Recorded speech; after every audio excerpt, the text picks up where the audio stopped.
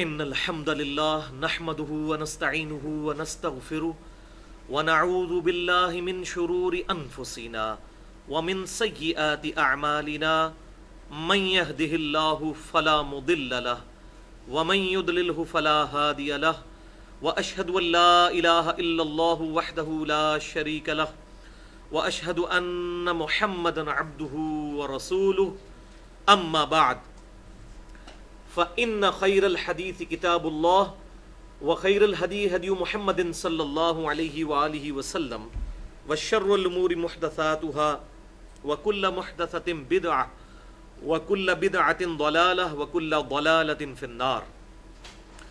أعوذ بالله السميع العليم من الشيطان الرجيم من همزه ونفخه ونفثه. بسم الله الرحمن الرحيم. رب اشرح لي صدري ويسر لي امري واحلل عقدة من لساني يفقهوا قولي. بسم الله الرحمن الرحيم. ان الله وملائكته يصلون على النبي يا ايها الذين امنوا صلوا عليه وسلموا تسليما. اللهم صل على محمد وعلى ال محمد كما صليت على ابراهيم وعلى ال ابراهيم انك حميد مجيد.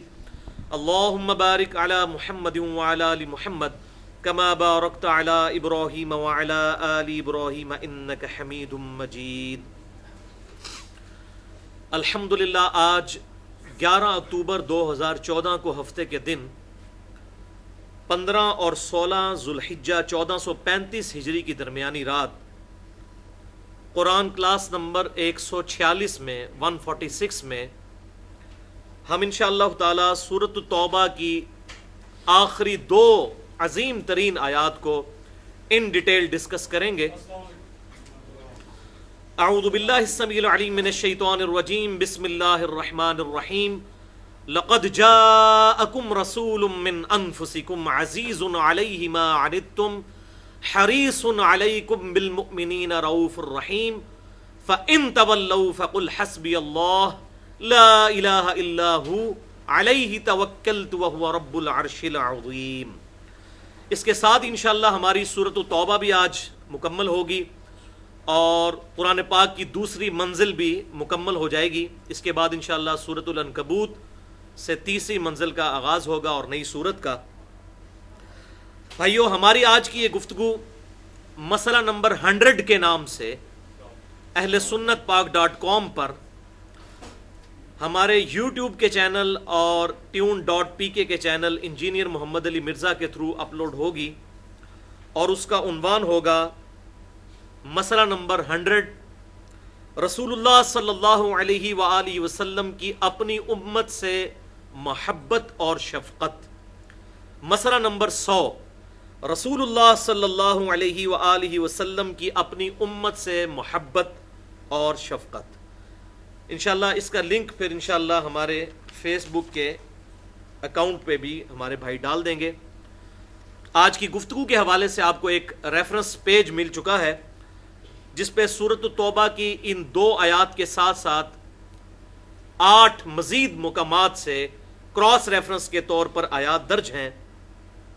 انشاءاللہ ان کو ڈسکس کریں گے.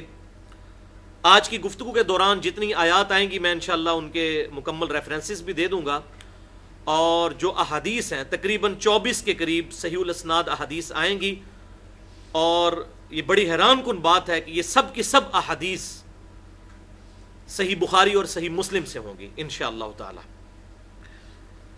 ان میں جو کرٹیکل احادیث ہوں گی تقریباً تمام کے ہی میں انشاءاللہ انٹرنیشنل نمبرز بتا دوں گا. علماء حرمین بیروت اور دارالسلام کی انٹرنیشنل نمبرنگ کے مطابق، جس کے مطابق عربی کتب شائع ہوتی ہیں اور پوری دنیا میں عربی سافٹ ویئرز مکتبۃ الشاملہ اور دیگر سافٹ ویئرز بنتے ہیں. اس کے باوجود اگر کسی کی کوئی کیوری ہو تو گفتگو کے اینڈ پہ مجھ سے سوال کر سکتے ہیں یا بعد میں بھی میرا ای میل ایڈریس ہے mirza_95@yahoo.com، اس پہ بھی ای میل کر کے جواب لیا جا سکتا ہے. بھائیو، یہ آج کا ٹاپک ایک منفرد ٹاپک ہے اور مجھے یہ بات کہنے میں کوئی عار نہیں کہ آج تک کسی نے اس ٹاپک کو اس حوالے سے ڈسکس نہیں کیا. ایک مشکل ٹاپک ہے. عموماً جو ٹاپک ڈسکس کیے جاتے ہیں وہ یہ کیا جاتا ہے کہ ہمیں نبی صلی اللہ علیہ وسلم سے کیسی محبت ہونی چاہیے لیکن یہ بالکل اس کا سائملٹینیس کنٹراسٹ ہے کہ رسول اللہ صلی اللہ علیہ وسلم کو ہم سے کیسی محبت ہے۔ قرآن حکیم اور صحیح الاسناد احادیث کی روشنی میں من گھڑت قصے کہانیاں تو ماشاءاللہ واعظین بیان کرتے ہی رہتے ہیں تھوک کے حساب سے، لیکن ان کی دین میں کوئی اصل نہیں ہے۔ انشاءاللہ ہم یہاں پر جو گفتگو سنیں گے وہ کتاب اللہ اور صحیح بخاری اور صحیح مسلم سے ہوگی انشاءاللہ تعالی۔ اور میری بڑی خواہش تھی کہ ہمارا جو یہ سینچری مکمل ہو، مسئلہ نمبر 100، یہ کسی اہم ٹاپک پہ آئے، تو الحمدللہ اس سے اہم ٹاپک کیا ہو سکتا ہے کہ امام کائنات سید الاولین والآخرین شفیع المذنبین رحمت للعالمین سیدنا و مولانا امام اعظم محمد رسول اللہ صلی اللہ علیہ وآلہ وسلم کی اپنی امت سے محبت اور شفقت۔ انشاءاللہ اس ٹاپک پہ یہ ایک ویڈیو بک بن جائے گی۔ اب اپنا ریفرنس پیج نکال لیجئے، اس میں جتنی آیات ہیں یہ الل ٹپ یا ایٹ رینڈم نہیں ہے، بلکہ ایک انٹلیکچوئل ترتیب کے ساتھ ہیں تاکہ بات سمجھ آ جائے، اور انہی 8 جو کراس ریفرنسز ہیں انہی کے کانٹیکسٹ میں انشاءاللہ 24 صحیح الاسناد حدیث مکمل ریفرنسز کے ساتھ صحیح بخاری اور صحیح مسلم سے ساتھ ساتھ بیان کرتا جاؤں گا انشاءاللہ تعالی۔ اور یہ ہماری 24 کی نسبت بھی ڈبل 12 کی نسبت ہے، دن رات میں 24 گھنٹے بھی ہیں۔ اور یہ 8 حوالے جو ہیں میں نے جنت کے 8 دروازوں کی نسبت سے لیے ہیں۔ ویسے قرآن پاک سے آیات تو بہت پیش کی جا سکتی تھی، لیکن یہ 8 کا عدد کراس ریفرنس کے طور پر چونکہ جنت کے 8 دروازے ہیں۔ اعوذ باللہ السمیع العلیم من الشیطان الرجیم، بسم اللہ الرحمن الرحیم۔ لقد جاءکم رسول من انفسکم، بے شک اس میں کوئی شک ہی نہیں، تحقیق تمہاری طرف آ گیا اللہ کا رسول تمہاری ہی جانوں میں سے، یعنی آپ صلی اللہ علیہ وسلم انسانوں میں ہی مبعوث ہوئے اور انسانوں ہی میں پیدا ہوئے۔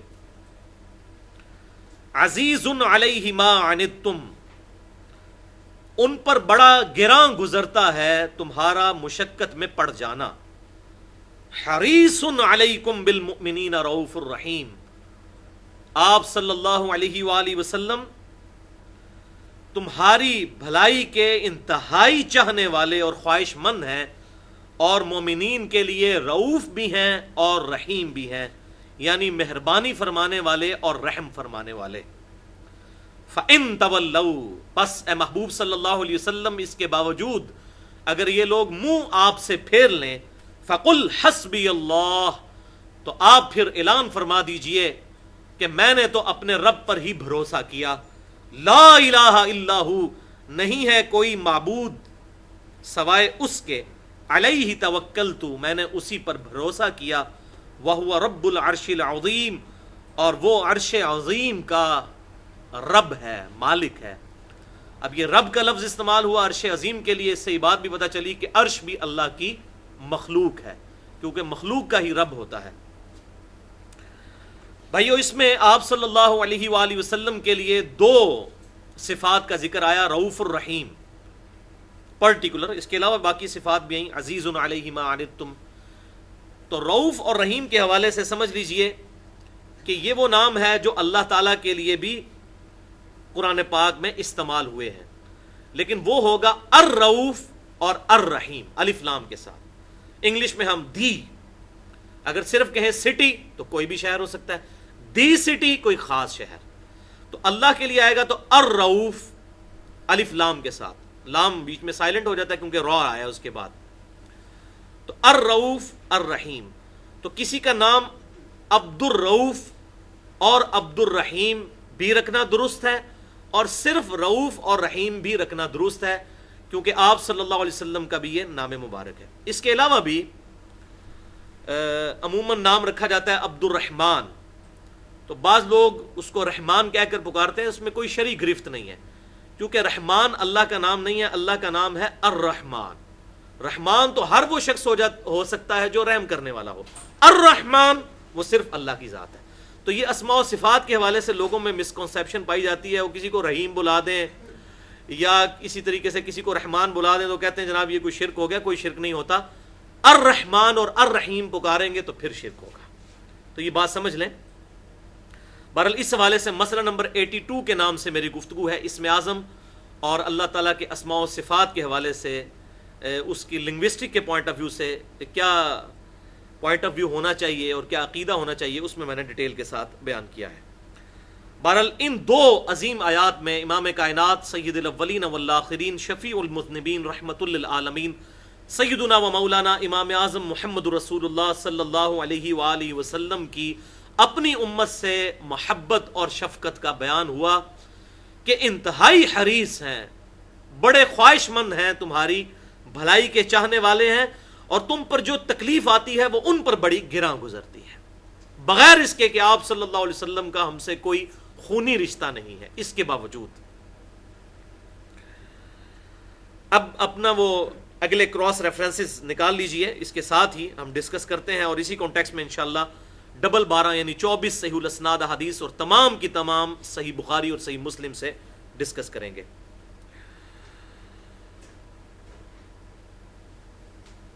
پہلے ان دو آیات کے کانٹیکسٹ میں 3 حدیثیں بخاری اور مسلم سے بیان کر دوں تاکہ بات مزید کھل جائے، اور یہ تینوں احادیث بخاری اور مسلم میں دونوں میں موجود ہیں، متفق علیہ احادیث ہیں، سورۃ التوبہ کی آیت نمبر 128 اور 129 کے حوالے سے۔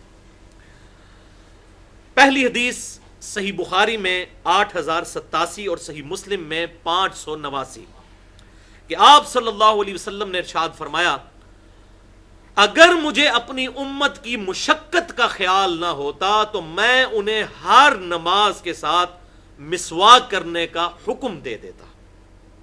امت کی مشقت کا خیال کرتے ہوئے آپ صلی اللہ علیہ وسلم نے ہر نماز کے ساتھ اسے سنت رکھا، فرض نہیں کیا، اللہ کے اذن سے۔ دوسری حدیث بھی بخاری اور مسلم کی متفق علیہ حدیث ہے، صحیح بخاری میں 864، مسلم میں 1446 کہ آپ صلی اللہ علیہ وسلم ایک دفعہ عشاء کی نماز کے لیے کافی لیٹ اپنے حجرے سے باہر نکلے، صحابہ اکرام علیہم رضوان انتظار کرتے رہے۔ سیدنا عمر نے عرض کیا، اللہ کے محبوب صلی اللہ علیہ وسلم اب تو عورتیں اور بچے بھی گھروں میں سو چکے ہیں، اور آپ صلی اللہ علیہ وسلم اتنی دیر سے باہر تشریف لائے، تو آپ صلی اللہ علیہ وسلم نے فرمایا یہی وقت ہے عشاء کی نماز کا، اگر مجھے امت کا خیال نہ ہوتا تو میں انہیں عشاء کی نماز میں تاخیر کا حکم دے دیتا 1/3 رات تک۔ امت کی شفقت کی وجہ سے میں نے اس پر سختی نہیں فرمائی۔ تیسری حدیث بھی صحیح بخاری اور مسلم کی متفق علیہ حدیث، بخاری میں 6113 اور مسلم میں 1825 کہ آپ صلی اللہ علیہ وسلم نے رمضان المبارک میں 3 دن تک قیام اللیل، جسے ہم عرف عام میں تراویح کی نماز کہتے ہیں، جماعت کے ساتھ پڑھائی۔ چوتھے دن صحابہ کا ہجوم آپ صلی اللہ علیہ وسلم کے مبارک حجرے کے باہر جمع ہوا، آپ صلی اللہ علیہ وسلم باہر نہیں نکلے حتیٰ کہ فجر کا وقت ہو گیا۔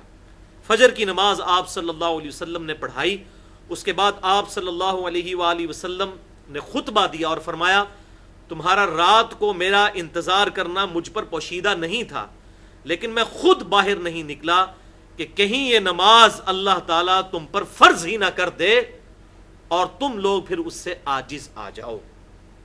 ظاہر ہے امت کا خیال تھا، صحابہ کرام تو شاید کمٹمنٹ کے ساتھ پڑھ لیتے، آنے والی امت کا خیال تھا۔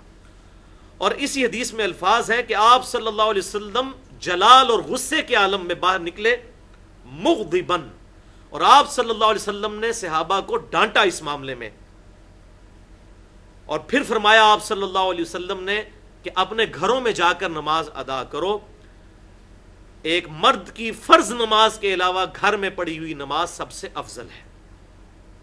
اس حوالے سے میں نے الحمدللہ فرقہ واریت کی لعنت سے بالا تر ہو کر بڑی ڈیٹیل گفتگو 40 منٹ کی ہے، مسئلہ نمبر 20 کے نام سے، قیام اللیل اور تراویح کا مسئلہ، اور حرمین میں 20 تراویح کیوں کی جاتی ہے اور اس میں حق بات کیا ہے، وہ میں نے ڈیٹیل کے ساتھ اس میں بیان کی ہے، آج مال نہیں۔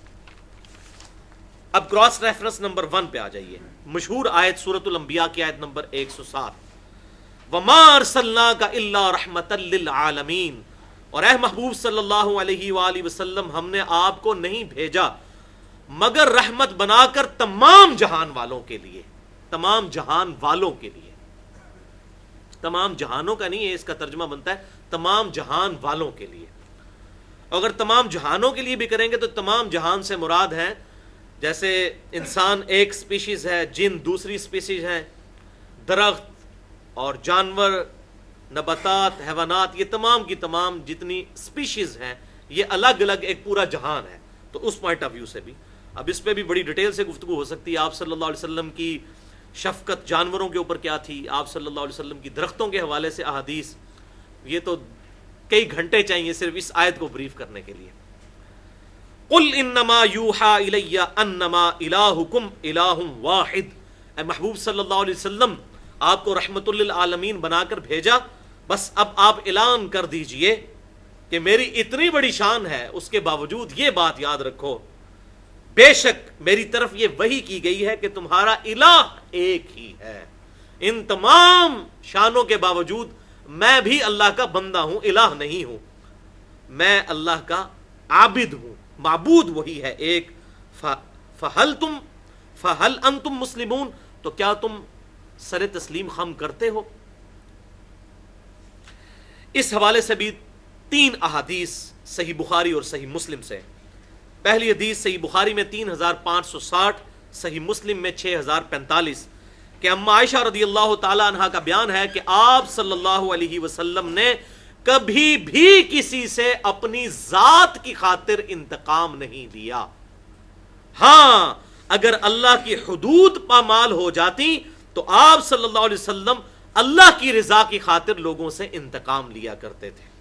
یعنی اگر کسی نے چوری کی ہے تو اس کے ہاتھ کاٹے، اگر کسی نے زنا کا اعتراف کیا تو اسے سنسار کیا، اپنی ذات کی خاطر نہیں، اللہ کی خاطر. اس میں وہ مشہور حدیث بھی یاد کر لیں بخاری اور مسلم کی کہ جب فاطمہ نامی عورت کی سفارش اسامہ ابن زید کے ذریعے آپ صلی اللہ علیہ وسلم تک کی گئی تو آپ صلی اللہ علیہ وسلم جلال میں آئے اور خطبہ دیا ممبر پہ چڑھ کے، اور فرمایا تم سے اگلی قومیں اسی لیے ہلاک ہوئیں کہ وہ اپنے اشرافیہ کے لیے الگ قوانین بناتی تھیں اور غریب لوگوں کے لیے الگ. اللہ کی قسم اگر میری بیٹی فاطمہ بھی چوری کرتی تو میں اس کے بھی ہاتھ کٹوا دیتا. دوسری حدیث صحیح مسلم میں 6613 کہ آپ صلی اللہ علیہ وسلم سے صحابہ نے ریکویسٹ کی کہ آپ مشرکین کے لیے دعائے ضرر فرمائیں، یعنی بد دعا کیجیے اللہ ان کو ہلاک کر دے. تو آپ صلی اللہ علیہ وسلم نے فرمایا مجھے اللہ تعالیٰ نے لعنت بھیجنے کے لیے نہیں بھیجا بلکہ اللہ نے مجھے باعث رحمت بنا کر بھیجا ہے.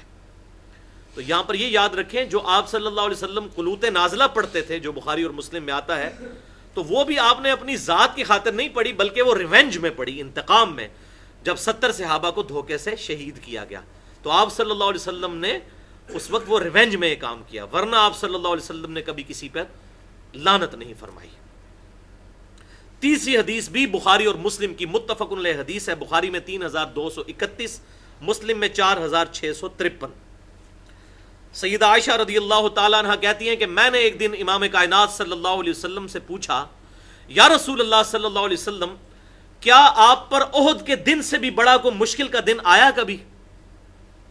ہمیں تو یہی پتا ہے، حضرت عائشہ نے تو اپنی زندگی میں یہی وقت دیکھا تھا کہ آپ صلی اللہ علیہ وآلہ وسلم کے 4 دندان مبارک شہید ہوئے اور بے ہوش ہو گئے، اور اس کی وجہ سے آپ کی شہادت کی خبر بھی مشہور ہو گئی غزوہ احد کے موقع پر. تو آپ صلی اللہ علیہ وسلم نے فرمایا ہاں عائشہ، اس سے بھی مشکل وقت تھا مجھ پر طائف کا وقت، عقبہ کی گھاٹی کا وقت، جب لوگوں نے میرے ساتھ زیادتی کی. پھر آپ صلی اللہ علیہ وسلم نے ارشاد فرمایا کہ جب میں وہاں سے واپس لوٹا سخت افسردگی کے عالم میں، سیدنا جبرائیل علیہ السلام کو اللہ تعالیٰ نے میرے پاس بھیجا اور وہ اپنے ساتھ پہاڑوں کے فرشتے کو لے کر آئے اور کہا کہ اللہ تعالیٰ ارشاد فرماتا ہے اے میرے محبوب صلی اللہ علیہ وسلم، آپ کو جو اس قوم نے جواب دیا وہ ہمارے علم میں ہے، اب یہ فرشتہ ہم نے آپ کی طرف بھیجا ہے.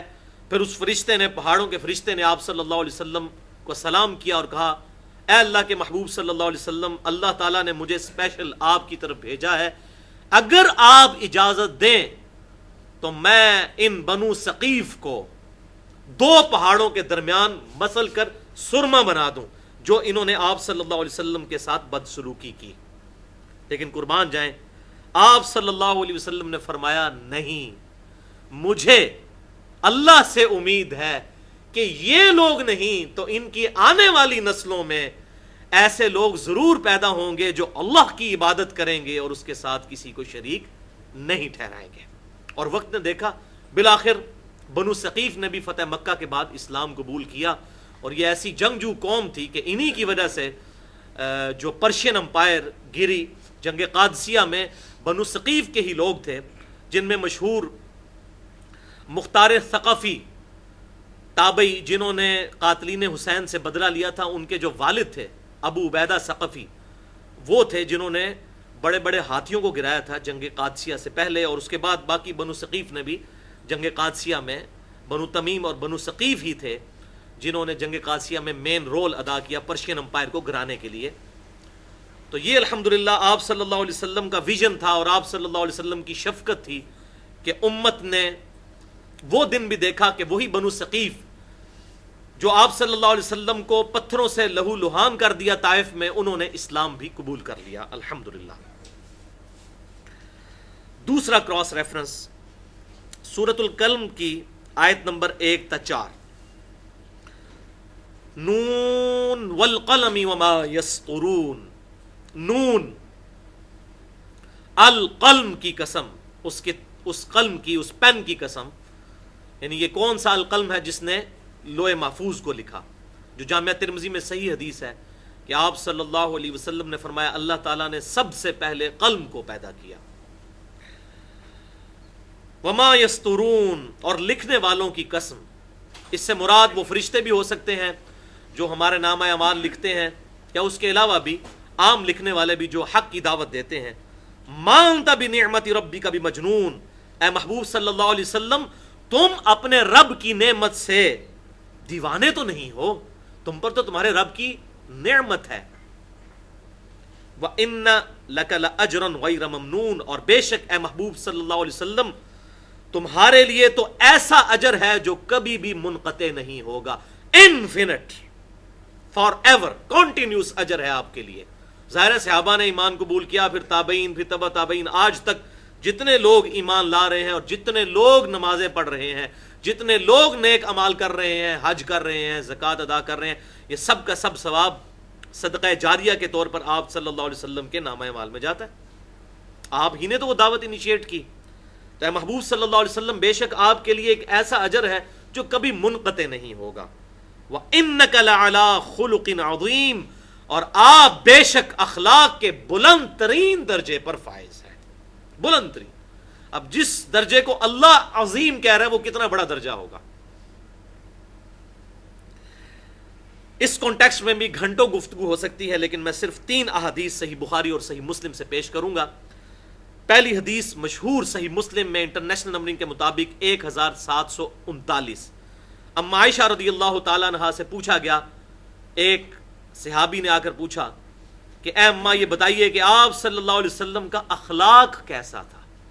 تو انہوں نے کہا تم قرآن نہیں پڑھتے؟ بے شک قرآن ہی آپ صلی اللہ علیہ وسلم کا اخلاق تھا. یعنی قرآن کو جو انسان مطلوب ہے اس کی پریکٹیکل فارم اور اس کی سب سے بہترین شکل، رول ماڈل، وہ آپ صلی اللہ علیہ وسلم کی مبارک ساتھ.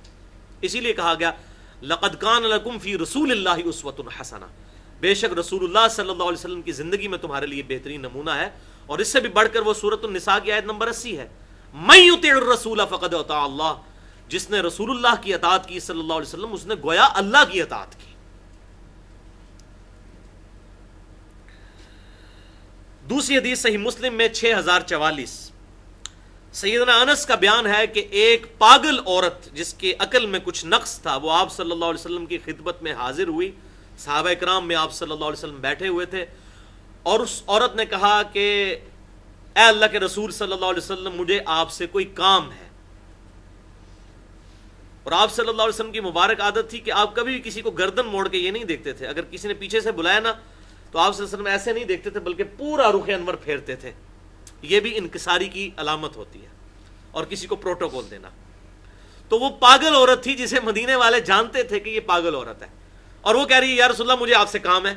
تو آپ صلی اللہ علیہ وسلم نے فرمایا کہ بڑھیا تو مدینے کی جس گلی میں مجھے بلائے گی میں تیری بات سنوں گا. وہ عورت پھر آپ صلی اللہ علیہ وسلم کو پکڑ کے ساتھ لے گئی. اسی طریقے سے بخاری مسلم میں کئی حدیث آتی ہیں کہ کئی لونڈیاں تھیں بوڑھی، وہ آپ صلی اللہ علیہ وسلم کو ہاتھ سے پکڑ کے ساتھ لے جایا کرتی تھی، اور آپ صلی اللہ علیہ وسلم ایسے شفیق کے ان کے ساتھ چلے جایا کرتے تھے. کبھی کوئی سفارش کروانی ہوتی تھی، اس نے بھی کوئی سفارش کروانی تھی، تو آپ صلی اللہ علیہ وسلم نے وہ سفارش کر دی، اس کا معاملہ حل ہو گیا. یعنی آپ صلی اللہ علیہ وسلم اتنے شفیق تھے. الحمدللہ. یہ بڑا مشکل کام ہے، ایک ایسی پاگل عورت اس کو پروٹوکول دینا. یہاں تو لوگ معزز لوگوں کو بھی پروٹوکول نہیں دیتے، جس کے پاس 4 پیسے آ جائیں یا دنیاوی کوئی سٹیٹس مل جائے. 30 حدیث بخاری اور مسلم دونوں میں موجود ہے. بخاری میں 1337، مسلم میں 2215. ایک سیاہ فام حبشی عورت مسجد نبوی کی صفائی کیا کرتی تھی. ایک دن اچانک فوت ہو گئی. صحابہ اکرام علیہم رضوان نے اس کا جنازہ پڑھ کر اس کو دفنا دیا. 2-3 دن گزر گئے تو آپ صلی اللہ علیہ وسلم نے پوچھا کہ وہ حبشی بڑھیا مسجد میں نظر نہیں آ رہی، وہ کدھر ہے؟ تو صحابہ نے کہا یا رسول اللہ صلی اللہ علیہ وسلم وہ تو فوت ہو گئی.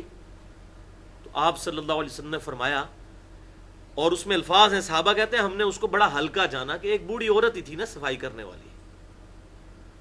تو صحابہ نے کہا یا رسول اللہ آپ کے آرام میں ہم نے خلل سمجھتے ہوئے آپ کو انفارم نہیں کیا. تو آپ صلی اللہ علیہ وسلم ناراض ہوئے. آپ نے کہا مجھے کیوں نہیں بتایا تم نے؟ اب مجھے اس کی قبر پر لے چلو. اللہ اکبر کبیرہ. آپ صلی اللہ علیہ وسلم اس کی قبر مبارک پر گئے، اور قبر پر جا کر آپ صلی اللہ علیہ وآلہ وسلم نے اس کا جنازہ پڑھا. اور پھر آپ صلی اللہ علیہ وسلم جب وہاں سے پلٹے تو صحیح مسلم 2215 نمبر حدیث جو یہ ترک ہے مسلم کا، اس میں الفاظ موجود ہیں. آپ صلی اللہ علیہ وسلم نے فرمایا کہ یہاں پر کئی قبریں تھیں جو اندھیروں سے بھری ہوئی تھیں، اللہ نے میرے جنازہ پڑھنے کی برکت سے ان تمام قبروں کو نور سے بھر دیا. تو یہ بہت بڑی شفقت آپ صلی اللہ علیہ وسلم کی. اور یاد کریں کہ وہاں پر وہ کسی کافر کی قبر کی بات نہیں ہو رہی تھی، کیونکہ کافر کو تو کوئی نفع اس طرح کا نہیں پہنچ سکتا کہ اس کی قبر نور سے بھر جائے. یقیناً مسلمان ہی تھے وہ، اور مسلمان تھے تو صحابہ بھی تھے. اس سے آپ اندازہ لگائیں کہ یہ معاملہ کتنا سخت ہے آخرت کا. خالی نسبت یا آپ صلی اللہ علیہ وسلم کی صحبت کسی کو نفع نہیں دے گی جب تک اس کے اعمال آپ صلی اللہ علیہ وسلم کی تعلیمات کے مطابق نہیں ہوں گے. تو ہم اور آپ کس شمار کے اندر ہے؟ ہمیں کون سا ایسا زوم ہو گیا کہ یا اللہ جو کچھ بھی ہے تیرے محبوب کی امت سے ہیں. یہ ہونا ہے جناب بعد میں، پھر جو کچھ بھی ہے تیرے محبوب کی امت سے ہیں. اسی تے بندے دا پتر کو نہیں پڑھنا، بس سانو اسی طرح ایکسیپٹ کر لیں. ہم نے تو اپنی اصلاح نہیں کرنی ہے، جو کچھ بھی ہے اسی طرح ہی رہیں گے. نہ نماز شروع کریں گے، نہ فرائض کی پابندی اختیار کریں گے، تو بڑا مشکل کام ہے. جو کچھ بھی ہے تیرے محبوب کی امت سے ہے صلی اللہ علیہ وآلہ وسلم. کاش ہمیں اس امتی ہونے کے لاج رکھنے کی بھی توفیق اللہ تبارک و تعالیٰ کی طرف سے مل جائے. آمین. تیسرا کراس ریفرنس سورۃ الکہف کی آیت نمبر 6 اور 7، زبردست. فَلَعَلَّكَ بَاخِعٌ نَفْسَكَ عَلَىٰ آثَارِهِمْ مِن لَّمْ يُؤْمِنُوا بِهَٰذَا الْحَدِيثِ أَسَفًا. اے محبوب صلی اللہ علیہ وسلم، آپ اپنے آپ کو کیا اس غم سے ہلاک کر لیں گے، اپنی جان کو ہی ختم کر لیں گے کہ لوگ اس قرآن پر ایمان نہیں لا رہے؟ اس غم سے کیا آپ اپنے آپ کو ہلاک کر لیں گے؟ اِنَّا جَعَلْنَا مَا عَلَى الْأَرْضِ زِينَةً لَهَا لِنَبْلُوَهُمْ أَيُّهُمْ أَحْسَنُ عَمَلًا. بے شک ہم نے زمین اور اس پر جتنی بھی زینت کی چیزیں رکھی ہیں، ان کا مقصد کیا ہے؟ لِنَبْلُوَهُمْ أَيُّهُمْ أَحْسَنُ عَمَلًا، تاکہ ہم لوگوں کی آزمائش کریں کہ کون ان میں سے اچھے اعمال کرتا ہے. تو یہ زمین و آسمان کی پیدائش اور اس میں نعمتیں رکھنے کا مقصد صرف ایک ہے کہ اس چیز کی جانچ کی جائے کہ کون نیک اعمال کرتا ہے. سورۃ الملک میں بھی آیا الذی خلق الموت والحیات لیبلوکم ایکم احسن عملا. وہی اللہ ہے جس نے زندگی اور موت کو اس لیے پیدا کیا تاکہ جانچے کہ تم میں سے کون اچھے اعمال کرتا ہے. تو اس آیت سے یہ بھی بات پتہ چلی کہ ساری کائنات اللہ تعالیٰ نے انسان کے لیے پیدا کی ہے، اور انسان کو اپنے لیے. وما خلقت الجن والانس الا لیعبدون. ہم نے جنوں اور انسانوں کو نہیں پیدا کیا مگر صرف اس لیے کہ وہ ہماری ہی عبادت کریں، ہماری اطاعت اختیار کریں. اسی ٹاپک پہ ایک اور آیت بھی آتی ہے سورہ طٰہٰ کی جو شروع کی آیات ہیں. طٰہٰ ما انزلنا علیک القرآن لتشقی الا تذکرۃ لمن یخشی. اے محبوب صلی اللہ علیہ وسلم، ہم نے یہ قرآن اس لیے آپ پر نازل نہیں کیا کہ آپ مشقت میں پڑ جائیں کہ لوگ ایمان ہی نہیں لے کر آتے. یہ تو نہیں ہے مگر نصیحت ان لوگوں کے لیے جو واقعی ڈرنا چاہیں اللہ کے حضور جواب دہی سے. پھر ان کے لیے حکم ہے سورہ قاف میں فذکر بالقرآن من یخاف وعید. اے محبوب صلی اللہ علیہ وسلم اس قرآن کے ذریعے واعظ کیجئے ان لوگوں کو جو واقعی اللہ کی دھمکی سے ڈرنا چاہیں. یعنی جو جان بوجھ کر حق قبول نہیں کرے گا تو آپ صلی اللہ علیہ وسلم سے نہیں پوچھا جائے گا. جیسے سورۃ البقرہ میں آتا ہے محبوب صلی اللہ علیہ وسلم ہم آپ سے یہ نہیں پوچھیں گے کہ لوگ دوزخ میں کیوں چلے گئے، آپ کو بھیجا تھا. آپ کا کام تو ہے وما علینا الا البلاغ، آپ کا کام نہیں ہے مگر پہنچا دینا، باقی ہدایت دینا اللہ کا کام ہے. اگر کوئی شخص خود ہدایت نہیں لینا چاہتا اس کو ہدایت نہیں ملے گی. جو کوشش کرے گا والذین جاہدوا فینا لنہدینہم سبلنا، جو لوگ ہماری راہ میں کوشش کریں گے ہم اپنی راہیں ان کے لیے کھول دیں گے. اسی سورۃ الکہف ریفرنس نمبر 3 کے کانٹیکسٹ میں 4 بڑی اہم احادیث ہیں، بڑی اٹینٹو ہو کر سننے والی. پہلی حدیث صحیح بخاری اور صحیح مسلم کی متفقن علیہ حدیث ہے. بخاری میں 6483، مسلم میں 5957 کہ آپ صلی اللہ علیہ وسلم نے فرمایا کہ میری اور تمہاری مثال اس شخص کی مانند ہے کہ جس نے آگ روشن کی اور اس آگ پر حشرات الارض اور پروانے آ کر گرتے ہیں. ظاہر آگ پر گریں گے تو ختم ہو جائیں گے، اور وہ شخص اپنی پوری کوشش کرتا ہے کہ لوگ وہ پروانے اور حشرات اس کے اوپر نہ گریں. تو میں بھی پوری کوشش کرتا ہوں کہ تم دوزخ کی آگ میں جا کر نہ گرو، اور میں تمہیں اپنی طرف بلاتا ہوں کہ تم آگ سے بچ کر میری طرف آؤ، یعنی میرا راستہ اختیار کرو. ظاہر آپ کا ہی راستہ ہوگا. وہ صحیح بخاری کی مشہور حدیث ہے محمد فرق بین الناس، محمد صلی اللہ علیہ وسلم لوگوں میں حق اور باطل کے درمیان فرق ہے. یہ کتاب بھی الفرقان ہے اور آپ صلی اللہ علیہ وسلم بھی الفرقان ہے، حق اور باطل میں تمیز. دوسری حدیث صحیح مسلم میں ہے، اس کے 4 طرق صحیح مسلم میں آئی. یہ بڑی امپورٹنٹ حدیث ہے، 7260 صحیح مسلم میں.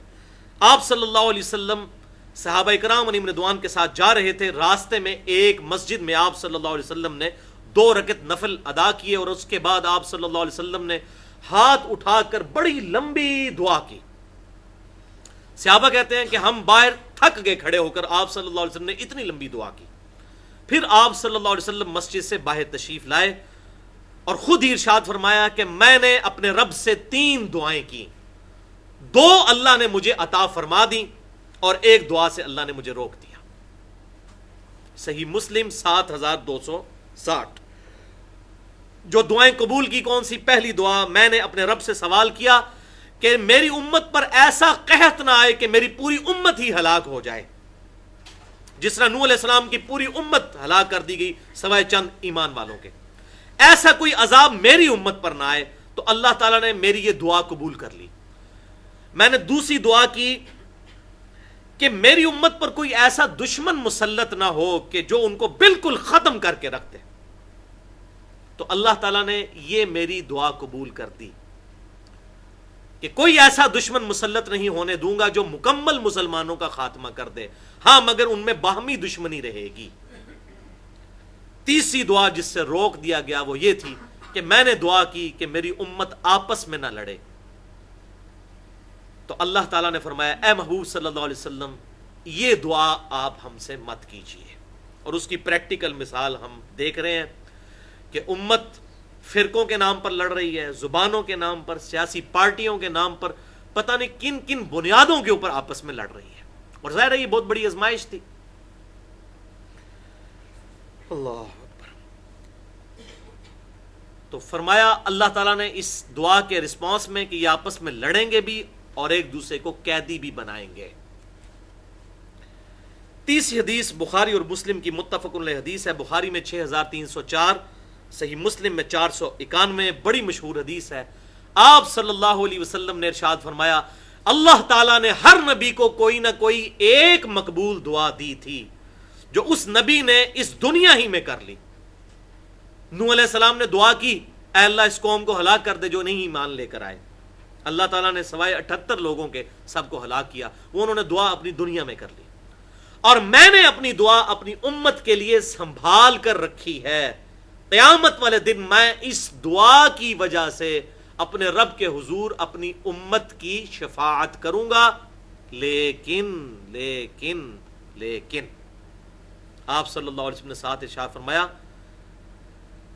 کہ میری دعا سے میرے ہر امتی کو نفع پہنچے گا سوائے اس شخص کے جس نے اللہ تعالیٰ کے ساتھ کسی قسم کا شرک کیا ہوا۔ شرک is the most sensitive issue in the sight of اللہ۔ اللہ کے حضور سب سے حساس معاملہ ہے شرک کا۔ پر اس حوالے سے میری 2.25 گھنٹے کی گفتگو ہے مسئلہ نمبر 3 کے نام سے، دعا صرف اللہ ہی سے، اور اسی کی ایکسٹینشن ہے تقریباً 1.5 گھنٹے کی گفتگو مسئلہ نمبر 43 وسیلہ اور توسل کے صحیح احکام و مسائل۔ آج میں اس کو سکپ کرتا ہوں۔ حدیث شفاعت کے حوالے سے بھی 1 گھنٹہ اور 37 منٹ کی میری گفتگو ہے، پرٹیکولر صرف حدیث شفاعت کے اوپر، مسئلہ نمبر 88B کے نام سے اہل سنت پاک.com پر۔ چوتھی حدیث انتہائی رکت انگیز حدیث ہے، صحیح مسلم میں انٹرنیشنل نمبرنگ کے مطابق کتاب الایمان چیپٹر میں 499 نمبر، کہ آپ صلی اللہ علیہ وسلم نے اللہ کے حضور دعا کے لیے ہاتھ اٹھائے اور گریہ وزاری کرتے ہوئے کہا کہ اے اللہ، تیرے پیغمبر ابراہیم علیہ السلام نے کہا تھا، سورہ ابراہیم کی آیت تلاوت کی، ابراہیم علیہ السلام نے کہا تھا اے اللہ جس نے میری اتباع کی بس وہی میرا ہے، اور اے اللہ تیرے پیغمبر عیسیٰ علیہ السلام نے تیرے حضور دعا کی تھی جو قیامت والے دن ان کا اعلان برات آئے گا، سورۃ المائدہ کی آیت آپ صلی اللہ علیہ وسلم نے تلاوت کی، اے اللہ یہ تیرے بندے ہیں، چاہے انہیں عذاب دے چاہے بخش دے، میرا ان سے کوئی تعلق نہیں۔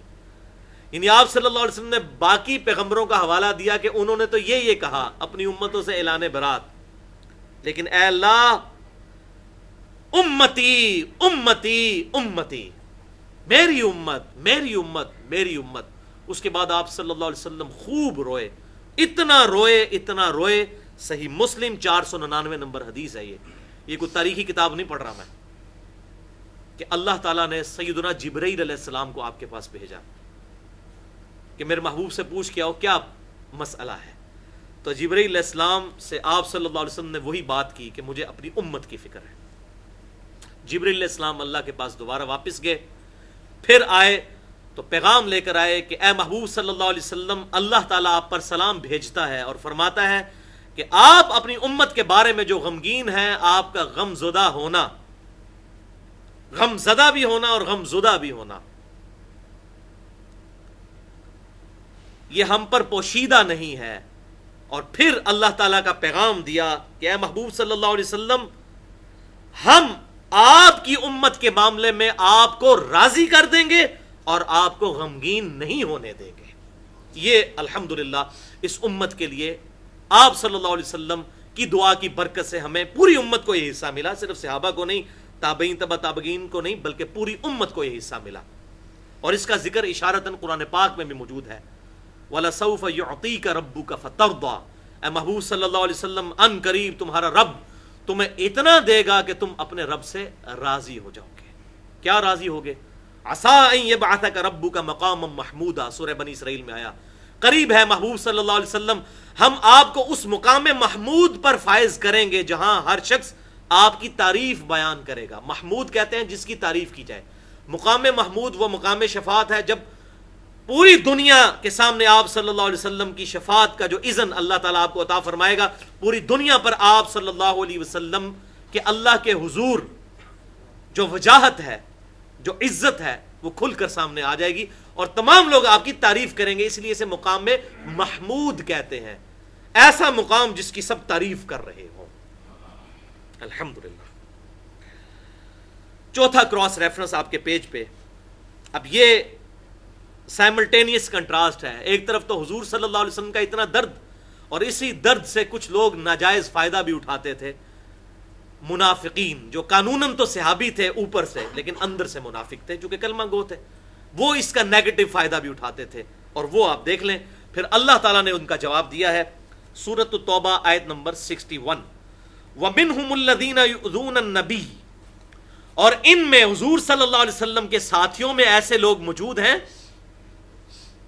جو نبی صلی اللہ علیہ وسلم کو تکلیف دیتے ہیں، اذیت دیتے ہیں، وَيَقُولُونَ هُوَ أُذُنٌ، اور کہتے ہیں یہ تو کانوں کا کچا ہے، وَلِعَوْذُ بِاللَّهِ تَعَالَى، یہ تو نرے کان ہی ہیں، ہم جھوٹے بہانے کرتے ہیں کہ یا رسول اللہ آپ کے ساتھ تو بوک پر نہیں گئے، میری بیوی بیمار تھی، میرا بچہ بیمار تھا، تو بوک پہ ظاہر کافروں کو تو نہیں لے کے جایا گیا تھا، مسلمان ہی گئے تھے نا، اوپر سے تو مسلمان تھے، قانوناً وہ صحابی تھے، اندر سے منافق تھے، تو پھر آپس میں باتیں کرتے تھے یہ تو نرے کان ہی ہے، جیسے کان جو ہے یہ سوچ نہیں سکتا، صرف سن لیتا ہے، تو نبی صلی اللہ علیہ وسلم بات سن لیتے ہیں، حالانکہ آپ کو ان کی شکلوں سے پتہ چل جاتا تھا۔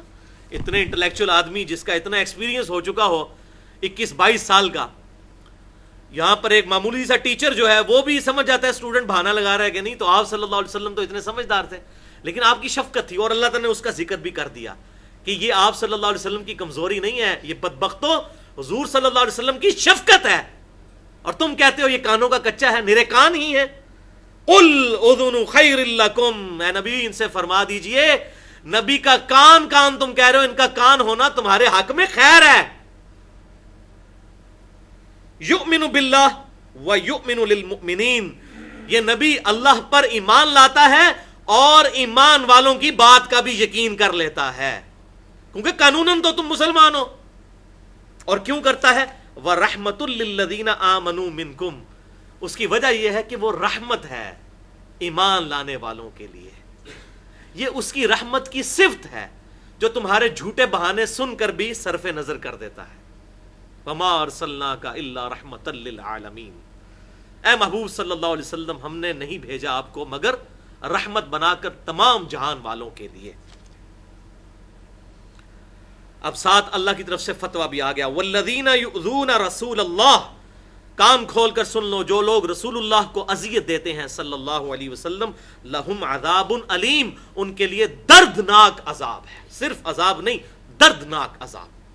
اور پھر سورۃ الاحزاب میں تو کھل کر وہ آیت آئی، آیت نمبر 57، ان الذین یؤذون اللہ ورسولہ لعنہم اللہ فی الدنیا والآخرہ، بے شک جو لوگ اللہ اور اس کے رسول صلی اللہ علیہ وسلم کو تکلیف دیتے ہیں ان پر دنیا کی زندگی میں بھی اور آخرت کی زندگی میں بھی لعنت ہے، اور اللہ نے ان کے لیے ذلیل و خوار کر دینے والا عذاب تیار کر رکھا ہے، عذابا مہینا، وعد لہم عذابا مہینا، ذلیل و خوار کر۔ اب غصہ اس میں دیکھیں کتنا اس آیت میں، صرف عذاب نہیں، ذلیل و خوار کر دینے والا عذاب۔ والعیاذ باللہ۔ اس کانٹیکسٹ میں ایک حدیث جو بخاری اور مسلم دونوں میں موجود ہے منافقین کے حوالے سے، صحیح بخاری میں 4672، صحیح مسلم میں 7027، یہ کلائمیکس ہے آپ صلی اللہ علیہ وسلم کے اخلاق اور رحمت کا۔ عبداللہ ابن ابی جب مر گیا، ان کے جو اس کا بیٹا تھا وہ پکا صحابی تھا، اس کا نام بھی عبداللہ تھا، اس نے حضور صلی اللہ علیہ وسلم کو آ کر ریکویسٹ کی کہ یا رسول اللہ صلی اللہ علیہ وسلم اپنا مبارک کرتا آپ دے دیجئے، میں نے اپنے باپ کو دفنانا ہے اس کرتے میں۔ ظاہر قانوناً تو مسلمان ہی تھا، منافق تھا نا، قانوناً مسلمان تھا، اندر سے منافق تھا، ڈکلیئرڈ نہیں تھا۔ آپ صلی اللہ علیہ وسلم سے کرتا مانگ کر لے گئے، حتیٰ کہ آپ صلی اللہ علیہ وسلم اس کی قبر پر گئے دفناتے وقت، اور مسلم 7025 نمبر حدیث میں آتا ہے اپنا لعاب دہن بھی عبداللہ ابن ابی کے منہ میں ٹپکایا، اس کا سر اپنے گھٹنوں پر رکھ کر۔ ذرا شفقت کا آپ ذرا، اب میں عبداللہ ابن ابی کے جو ظلم ہے آپ صلی اللہ علیہ وسلم کے ساتھ، زیادتیاں ہیں، بخاری اور مسلم سے بیان کروں تو 1 گھنٹہ چاہیے اس کے اوپر الگ سے، اور آپ کی شفقت دیکھیں اس کے مرنے پر۔ اور بخاری اور مسلم دونوں کے الفاظ ہیں کہ سیدنا عمر نے عرض کیا اللہ کے رسول کی تو پوری زندگی آپ کو تکلیفیں دیتا تھا، یہ منافق ہے، آپ صلی اللہ علیہ وسلم اس کا جنازہ پڑھانے کے لیے نہ جائیے۔ تو آپ صلی اللہ علیہ وسلم نے فرمایا کہ سورۃ التوبہ میں اللہ نے ارشاد فرمایا ہے کہ اے نبی تم ان کے لیے 70 دفعہ بھی مغفرت کرو تو ہم ان کی توبہ قبول نہیں کریں گے، کاش مجھے یہ یقین ہوتا کہ 70 سے زیادہ دفعہ دعا کرنے سے یہ بخشا جائے تو میں 70 سے زیادہ دفعہ بھی دعا کر دیتا۔ اللہ اکبر کبیرہ والحمد للہ کثیرہ وسبحان اللہ بکرۃ واصیلا۔ اللہم صلی علی محمد وعلی آل محمد کما صلیت علی ابراہیم وعلی آل ابراہیم انک حمید مجید۔ اللہم بارک علی محمد وعلی آل محمد کما بارکت علی ابراہیم وعلی آل ابراہیم انک حمید مجید۔ اسی بخاری اور مسلم کی حدیث میں پھر الفاظ موجود ہے، آپ صلی اللہ علیہ وسلم نے اس کا جنازہ بھی پڑھایا، اس کو دفنایا، اور اللہ تعالیٰ یہ منظر دیکھ رہا ہے، آیت نازل نہیں ہوئی۔ یہ سب کچھ جب ہو گیا اس کے بعد پھر آیت نازل ہوئی، سورۃ التوبہ آیت نمبر 84۔ ولا تصلی علی احد منہم مات ابدا ولا تقم علی قبری. اے محبوب صلی اللہ علیہ وسلم، اب اس طرح کے لوگوں میں سے جب کوئی مر جائے تو آپ نے اس کا جنازہ نہیں پڑھنا اور نہ ہی اس کی قبر پر جا کر کھڑا ہونا ہے. لیکن پہلے اللہ تعالیٰ تو کسی وقت بھی وہی بھیج سکتا تھا. آپ صلی اللہ علیہ وسلم کی اس صفت رحمت اور اخلاق کا ظہور اللہ تعالیٰ نے کروایا، اور اس کی برکت کیا ظاہر ہوئی کہ کتنے منافقین جو عبداللہ بن ابی کے کریکٹر سے واقف اور اس کو اپنا لیڈر مانتے تھے، حضور کے اخلاق سے متاثر ہو کر وہ کامل الایمان مومن بھی بن گئے آپ کی شفقت کی وجہ سے. یہ آپ صلی اللہ علیہ وسلم کا اخلاق تھا. اور ہم اپنے اہل قبلہ اہل کلمہ بھائی کے ساتھ رسپیکٹ کرنے کے لیے تیار نہیں ہیں. ہاں حج کے موقع پہ سارے اکٹھے ہوئے ہوتے ہیں، وہاں پر نہ سعودی حکومت پابندی لگاتی ہے کہ جی صرف سلفی آئیں گے حج کے لیے، بریلوی دیوبندی اہل حدیث تو معاذ اللہ کافر ہیں تو وہ نہیں آئیں گے. نہیں، سب کو آنے دیتے ہیں. پتہ ان کو بھی ہے کہ کلمہ گو مشرک میں اور کافر میں بڑا فرق ہے. کلمہ گو جس کے اندر عقائد کی خرابی پائی جاتی ہے اس کو کافر نہیں کہیں گے جب تک کہ وہ ہمارے قبلے کا انکار نہ کر دے، ختم نبوت کا انکار نہ کر دے، اللہ کا قرآن کا انکار نہ کر دے. گمراہ ہو سکتا ہے، بدعتی ہو سکتا ہے، کلمہ گو مشرک بھی ہو سکتا ہے، کافر نہیں. ورنہ تو اصلاح کا دروازہ بند ہو جائے گا. اللہم صلی علی محمد وعلی آل محمد وبارک وسلم. پانچواں کراس ریفرنس نکال لیجئے، سورہ آل عمران کی آیت نمبر 159. کمال آیت ہے یہ، یقین کریں مجھے بڑی پسند ہے پرسنلی یہ آیت. آپ صلی اللہ علیہ وسلم کے ریفرنس سے غزوہ احد کے کانٹیکسٹ میں نازل ہوئی تھی، جب صحابہ سے حضور صلی اللہ علیہ وسلم کی تھوڑی سی نافرمانی ہو گئی، اور وہاں پر اللہ تعالیٰ ارشاد فرما رہا ہے فَبِرَحْمَةٍ مِّنَ اللَّهِ لِنْتَ لَهُمْ. اور اے محبوب صلی اللہ علیہ وسلم، اللہ کی رحمت ہی ہے جو آپ ان کے لیے اتنے نرم خو ہیں، آپ بڑے نرم دل ہیں ان کے لیے، یہ اللہ کی رحمت کی وجہ سے ہے. وَلَوْ كُنْتَ فَظًّا غَلِيظَ الْقَلْبِ.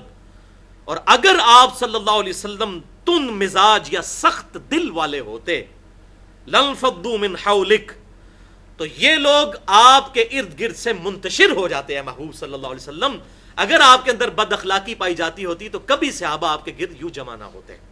اس سے یہ بات پتہ چلی کہ صرف کافروں کے ساتھ حسن سلوک نہیں بلکہ مسلمانوں کے ساتھ بھی حسن سلوک کرنا ہے. اور یہی وجہ تھی کہ آپ صلی اللہ علیہ وسلم کو پھر یہ حوالہ دے کے پھر یہ آیت آگے چلتی ہے، یہ آیت نمبر 159 سورہ آل عمران کی، کہ اے محبوب صلی اللہ علیہ وسلم، ان صحابہ سے غلطی ہوئی جو انہوں نے اس درے پر نہیں رکے، اس کی وجہ سے فتح شکست میں بدل گئی، لیکن آپ ان کو درگزر کیجئے اور ان کے ساتھ آئندہ بھی اسی طرح حسن سلوک کیجئے اور اپنے مشوروں میں بھی ان کو شامل کیجئے. ٹھیک ہے، تو آپ صلی اللہ علیہ وسلم کو پہلے وہ ریئلائز کروایا جا رہا ہے کہ آپ اتنے شفیق ہیں، اسی وجہ سے تو یہ آپ کے گرد جمع ہے. آپ نے اپنی شفقت نہیں چھوڑنی اس ایک نافرمانی کی وجہ سے. جو میں بھی اکثر کہتا ہوں، کسی کی ایک دو غلطیوں کی وجہ سے کسی کو زیرو سے ملٹیپلائی نہیں کیا جا سکتا، اس کی اصلاح کرنی چاہیے. غلطی تو کسی سے بھی ہو سکتی ہے. حتیٰ کہ صحیح بخاری میں آتا ہے کہ اسی غزوہ احد کے اندر سیدنا عثمان غنی رضی اللہ تعالیٰ عنہ بھی جنگ کی شدت کی وجہ سے بھاگ گئے تھے، بعد میں اللہ تعالیٰ نے پھر معاف کر دیا. اب ان کے ایمان میں تو کسی کو شک نہیں ہونا چاہیے، لیکن ظاہر ہے بعض اوقات معاملہ ایسا ہوتا ہے، اور اس پہ میں ایک بڑا سخت جملہ بولا کرتا ہوں کہ بھائیو، اگر نبی صلی اللہ علیہ وسلم دنیا میں موجود ہوں اور آپ صلی اللہ علیہ وسلم کی نافرمانی کی وجہ سے صحابہ کرام علیہم رضوان کو مصیبت کاٹنی پڑے غزوہ احد کی، حتیٰ کہ آپ صلی اللہ علیہ وسلم کے ساتھ بھی ایسا معاملہ ہو جائے کہ آپ کے دان مبارک شہید ہو جائیں. آج تو آپ صلی اللہ علیہ وسلم اس دنیا میں موجود بھی نہیں، اگر آج ہم نے آپ صلی اللہ علیہ وسلم کی نافرمانی کی تو آج تو ہمیں وہ ڈائریکٹ دعائیں بھی میسر نہیں ہیں. آج پھر ہمارا کیا بنے گا؟ یہ سوچنے کا مقام ہے. اسی سورہ آل عمران 159 نمبر آیت کے کانٹیکسٹ میں 3 احادیث بخاری اور مسلم سے. پہلی حدیث صحیح بخاری میں 6038 اور مسلم میں 6011. سیدنا انس ابن مالک کا بیان ہے 10 سال انہوں نے آپ صلی اللہ علیہ وسلم کو وضو کروایا اور خادم کی حیثیت سے ساتھ رہے. 10 سال کے بچے تھے، ان کی والدہ چھوڑ گئیں تو 10 سال انہوں نے حضور صلی اللہ علیہ وسلم کی خدمت کی. آپ کی وفات کے وقت ان کی عمر 20 سال تھی. انس ابن مالک. اور حضرت ابو ہریرہ رضی اللہ تعالیٰ عنہ اور عبداللہ بن عمر کے بعد سب سے زیادہ احادیث انہوں نے روایت کی ہیں انس ابن مالک نے رضی اللہ تعالیٰ عنہ. وہ کہتے ہیں میں 10 سال حضور کی خدمت کرتا رہا صلی اللہ علیہ وسلم، لیکن 10 سالوں میں آپ صلی اللہ علیہ وسلم نے ایک مرتبہ بھی مجھے اف تک نہیں کہا، نہ یہ کہا کہ تو نے یہ کام کیوں کیا، اور نہ یہ کہا کہ یہ تو نے کام کیوں نہیں کیا۔ سوچ سکتا ہے کوئی شخص؟ اور صحیح مسلم میں انٹرنیشنل نمبر کے مطابق 6015 نمبر جو اس کا طرق ہے، اس میں آتا ہے کہ ایک دفعہ آپ صلی اللہ علیہ وسلم نے، انس بن مالک کہتے ہیں کہ مجھے ایک کام کہا، تو میں بچوں کے ساتھ کھیلنے کے لیے، ظاہر ہے عمر کتنی تھی، 10-12 سال عمر، بچوں والی عمر، تو کہتے ہیں کہ میں نے حضور صلی اللہ علیہ وسلم کو کہا کہ یا رسول اللہ صلی اللہ علیہ وسلم، اللہ کی قسم میں آپ کا کام نہیں کروں گا، اور کہتے ہیں میں دل میں کہہ رہا تھا کہ یہ اللہ کے رسول ہیں، میں ان کا کام ضرور کروں گا، لیکن اوپر سے میں نے حضور کو کہا میں نے آپ کا کام نہیں کرنا، بس وہ آپ کی محبت۔ اور کہتے ہیں مجھے حضور صلی اللہ علیہ وسلم نے بھیجا تو میں نکلا، بچوں میں کھیلتا رہا، پھر آپ صلی اللہ علیہ وسلم کافی دیر کے بعد آئے، تو آپ صلی اللہ علیہ وسلم نے مجھے گدی سے آ کے پکڑا پیار کے ساتھ، اور پیار سے بلایا، 19، انس نہیں کہا 19، پیار کے ساتھ بلایا، اور کہا بیٹا میں نے تجھے کام کہا تھا تو نے نہیں کیا، تو کہتے ہیں میں نے کہا یا رسول اللہ میں کرتا ہوں، ابھی جا کے کرتا ہوں، تو پھر میں نے جا کر وہ کام کیا۔ آپ صلی اللہ علیہ وسلم نے نہ مجھے ڈانٹا، ورنہ اتنی دیر سے باہر کھیل رہے ہیں آپ صلی اللہ علیہ وسلم، کوئی بھی ایسا معاملہ، اور یہاں ہوتا ہے ہمارے اسلام آباد میں تو کئی لوگوں نے اپنے پچھلے علاقوں سے لا کر چھوٹے بچے اور چھوٹی بچیاں گھروں میں رکھی ہوئی ہیں غریب لوگوں کی، ان سے گھر کا کام کاج بھی لیتے ہیں اور بڑی بدسلوکی ان کے ساتھ کرتے ہیں۔ اور یہاں دیکھیں کہ اللہ کے رسول ہو کر جن کا حکم ماننا اللہ کا حکم ماننا ہے، اور جن کی خدمت کرنا اس سے بڑا کوئی کام نہیں ہو سکتا، اور ان کے ساتھ ایسا معاملہ حضرت انس بن مالک کر رہے ہیں، اور آپ صلی اللہ علیہ وسلم کے ساتھ کیسے شفیق ہیں، الحمدللہ۔ دوسری حدیث بھی بخاری اور مسلم کی متفقن علیہ حدیث ہے، بخاری میں 3149، مسلم میں 2429۔ انس ابن مالک کا بیان ہے، بڑی اسٹانشنگ یہ حدیث ہے کہ میں حضور صلی اللہ علیہ وسلم کے ساتھ تھا، آپ صلی اللہ علیہ وسلم سواری پر بیٹھے ہوئے تھے، راستے میں ایک پینڈو شخص عرابی آ گیا، اور اس نے آپ صلی اللہ علیہ وسلم کی جو چادر مبارک تھی، آپ کا اکثر لباس یہی ہوتا تھا، نیچے تہمد اور اوپر چادر، جیسے ہم احرام کی حالت میں لیتے ہیں، تو آپ صلی اللہ علیہ وسلم کبھی کرتا بھی پہنتے تھے اور کبھی یہ جوں چادر بھی عام حالت میں۔ کہتے ہیں آپ صلی اللہ علیہ وسلم نے چادر لی ہوئی تھی، نجرانی چادر تھی، وہ نجران کی بنی ہوئی، تو کہتے ہیں وہ عرابی آیا اور اس نے آپ صلی اللہ علیہ وسلم کی چادر، وہ پینڈو شخص تھا، مسلمان تھا، نیو مسلم، اس کو کوئی ایٹیکیٹس بھی نہیں تھے، سارے ایک لیول کے تو نہیں ہوتے، اس نے آپ صلی اللہ علیہ وسلم کی چادر کا کنارہ پکڑا اور زور سے کھینچا۔ انس ابن مالک کہتے ہیں اتنی زور سے کھینچا کہ حضور صلی اللہ علیہ وسلم اس کے بالکل سینے کے مقابلے پر آ گئے، یعنی سواری پر بیٹھے تھے، یوں گھسیٹا کہ آپ صلی اللہ علیہ وسلم جھک گئے اس زور لگانے کی وجہ سے، اور اتنی زور سے اس نے چادر کھینچی کہ آپ صلی اللہ علیہ وسلم کی کمر مبارک پہ نشان پڑ گئے اس چادر کے، اور کہنے لگا کہ اے اللہ کے رسول، جو اللہ نے آپ کو دیا ہے اس میں سے کچھ مجھے بھی عطا کیجیے۔ یہ مانگنے کا طریقہ آپ ذرا دیکھیں۔ اور انس ابن مالک کہتے ہیں حضور صلی اللہ علیہ وسلم مسلسل مسکرا رہے تھے، آپ صلی اللہ علیہ وسلم کے چہرے پہ غصے کے آثار نہیں آئے بلکہ مسلسل مسکرا رہے تھے، اور پھر آپ صلی اللہ علیہ وسلم نے صحابہ سے کہا کہ اسے مال غنیمت میں سے اچھا خاصا مال دے دو، اور مال دے کر رخصت کیا، بجائے غصہ کھانے کے، اور نہ اپنی انسلٹ بھی آپ صلی اللہ علیہ وسلم نے فیل نہیں کی کہ اس نے میرے ساتھ کیا کیا۔ تیسری حدیث صحیح مسلم میں 6042 نمبر حدیث ہے، انس ابن مالک کا ہی بیان ہے، وہ کہتے ہیں کہ فجر کی نماز پڑھ کر آپ صلی اللہ علیہ وسلم جب گھر کی طرف تشریف لے جاتے یا اشراق کی نماز پڑھ کر جاتے تو اہل مدینہ جو ہیں وہ اپنے خادموں کو پانی کے برتن دے کر مسجد کے باہر کھڑا کر دیتے تھے، تو آپ صلی اللہ علیہ وسلم باری باری ایک ایک برتن میں اپنا مبارک ہاتھ ڈالتے جاتے تھے، وہ برکت کے لیے رکھتے تھے تاکہ آپ صلی اللہ علیہ وسلم کے ہاتھ مبارک کی برکت اس پانی میں آ جائے۔ صحابہ اکرام آپ صلی اللہ علیہ وسلم کے ڈائریکٹ تبرکات سے توسل حاصل کیا کرتے تھے، آپ کے لعاب دہن مبارک سے، وضو کے گرے ہوئے پانی سے، تو یہ آپ صلی اللہ علیہ وسلم کی روٹین تھی۔ اور انس بن مالک کہتے ہیں کہ حیران کن بات ہے، بسا اوقات سخت سردیوں کا موسم ہوتا اور پانی ٹھنڈا ہوا ہوتا اور اتنے لوگ لائن بار کھڑے ہوئے ہوتے، اس کے باوجود آپ صلی اللہ علیہ وسلم کے چہرے پر کبھی ناگواری نہ آتی، آپ سردیوں کے موسم میں بھی اس ٹھنڈے پانی میں بار بار ہاتھ ڈالتے جاتے، جتنے بند 100-150 جتنے لوگ کھڑے ہوتے، آپ صلی اللہ علیہ وسلم کسی کو واپس نہیں کرتے تھے کہ جاؤ پانی گرم کر کے لے آؤ۔ یہ آپ صلی اللہ علیہ وسلم کی مبارک شفقت تھی۔ اس حوالے سے بخاری اور مسلم میں کتنی احادیث موجود ہیں کہ آپ کا پسینہ مبارک صحابہ کرام لے کر جایا کرتے تھے. صحیح بخاری میں آتا ہے آپ صلی اللہ علیہ وسلم کے وضو کا پانی نیچے نہیں گرنے دیتے تھے حتیٰ کہ لعاب دہن لیتے تھے, اور آپ صلی اللہ علیہ وسلم کا لعاب دہن جسے نہ ملتا وہ دوسرے سے ہاتھ مل کر اپنے جسم پر ملتا. اسی طریقے سے یہ تو زندگی میں تھا, وفات کے بعد بخاری اور مسلم دونوں میں آتا ہے آپ صلی اللہ علیہ وسلم کا کرتا مبارک امہات المومنین اس کا دھون شفا کے لیے صحابہ کو دیتی تھی, ایون بال مبارک کا دھون, یہ بھی صحیح مسلم میں آتا ہے. اس طرح کی ساری احادیث میں نے الگ سے تقریباً 1.5 گھنٹے کا لیکچر دیا ہے. مسئلہ نمبر 43 وسیلہ اور توسل کے صحیح احکام و مسائل. اس میں نے 6 وسیلے بتائے ہیں, 5 بالکل کتاب و سنت کے مطابق ہیں. ان 5 میں سے ایک وسیلہ ہے آپ صلی اللہ علیہ وسلم کے اتھینٹک تبرکات کے ساتھ اللہ کا قرب تلاش کرنا, جو صحابہ کا طریقہ تھا آپ کی مبارک زندگی میں بھی اور زندگی مبارک کے بعد بھی, لیکن وہ اتھینٹک ہوں. یہاں پر پاکستان میں لوگوں نے کاروبار بنانے کے لیے بھی اس قسم کے خود سے تبرکات بنا لیے ہوتے ہیں, اور یہاں پر تو لوگوں کی روزی روٹی بھی اس کے ذریعے چل رہی ہے. انڈیا پاکستان میں تو یہ بڑی زرخیز زمین ہے اس حوالے سے. بہرحال ہمارے سامنے کوئی لے آئے تو ہم نہ اقرار کرتے ہیں اور نہ انکار کرتے ہیں, اس کا معاملہ اللہ کے سپرد کرتے ہیں. Cross reference number 6. اب یہ تمام آیات کے بعد آپ کو یہ آیت سمجھ آئے گی کہ اللہ تعالیٰ کیوں ارشاد فرما رہا ہے. سورہ آل عمران آیت نمبر 164 لقد من اللہ علی المؤمنین اذ بعث فیہم رسولا من انفسہم, بے شک اللہ کا احسان ہے مومنین پر کہ ان میں ایک رسول کو مبعوث کیا انہی میں سے, یتلو علیہم آیاتہ ویزکیہم, وہ ان پر اللہ کی آیات تلاوت کرتے ہیں اور ان کا تزکیہ کرتے ہیں, ویعلمہم الکتاب والحکمہ, اور ان کو کتاب اور حکمت کی تعلیم دیتے ہیں. حکمت میں بھی اولین کتاب اللہ اور اس کے بعد سنت اس میں داخل ہے. وَإِن كَانُوا مِن قَبْلُ لَفِي ضَلَالٍ مُبِينٍ, اور بے شک اس سے پہلے یہ لوگ کھلی گمراہی میں تھے. کون؟ صحابہ کرام علیہم رضوان. اس کتاب کے آنے سے پہلے اور اللہ کے محبوب صلی اللہ علیہ وسلم کے آنے سے پہلے صحابہ کھلی گمراہی میں تھے. بعد میں اللہ نے انہیں دنیا کا امام بنا دیا, لیکن ہم لوگ سٹل اسی گمراہی میں ہے کیونکہ کتاب اللہ پڑھتے نہیں ہیں.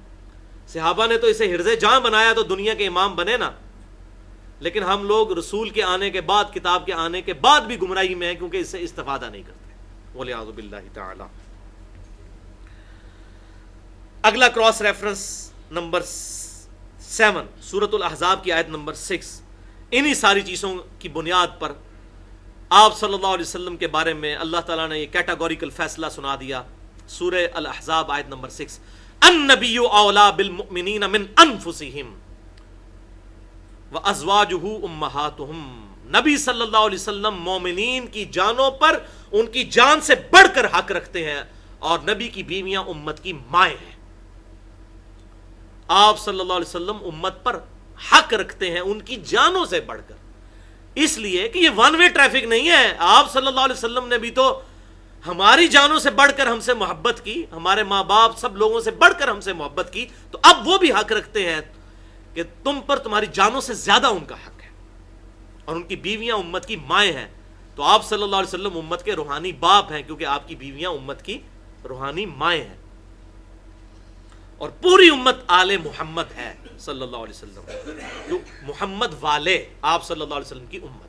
ہاں جو اہل بیت ہیں وہ الگ ہیں, وہ آپ صلی اللہ علیہ وسلم کی جو نسل چل رہی ہے وہ اہل بیت ہے. آل محمد میں تمام امتی داخل ہیں. اللہم صلی علی محمد وعلی آل محمد. اس حوالے سے آپ صلی اللہ علیہ وسلم کے ساتھ ہماری محبت کا کیا رشتہ ہونا چاہیے, اس رسپانس پہ میں نے تقریباً 40 منٹ کی گفتگو کی ہے. مسئلہ نمبر 9 کے نام سے اللہ اور اس کے رسول صلی اللہ علیہ وسلم کی محبت اور اطاعت.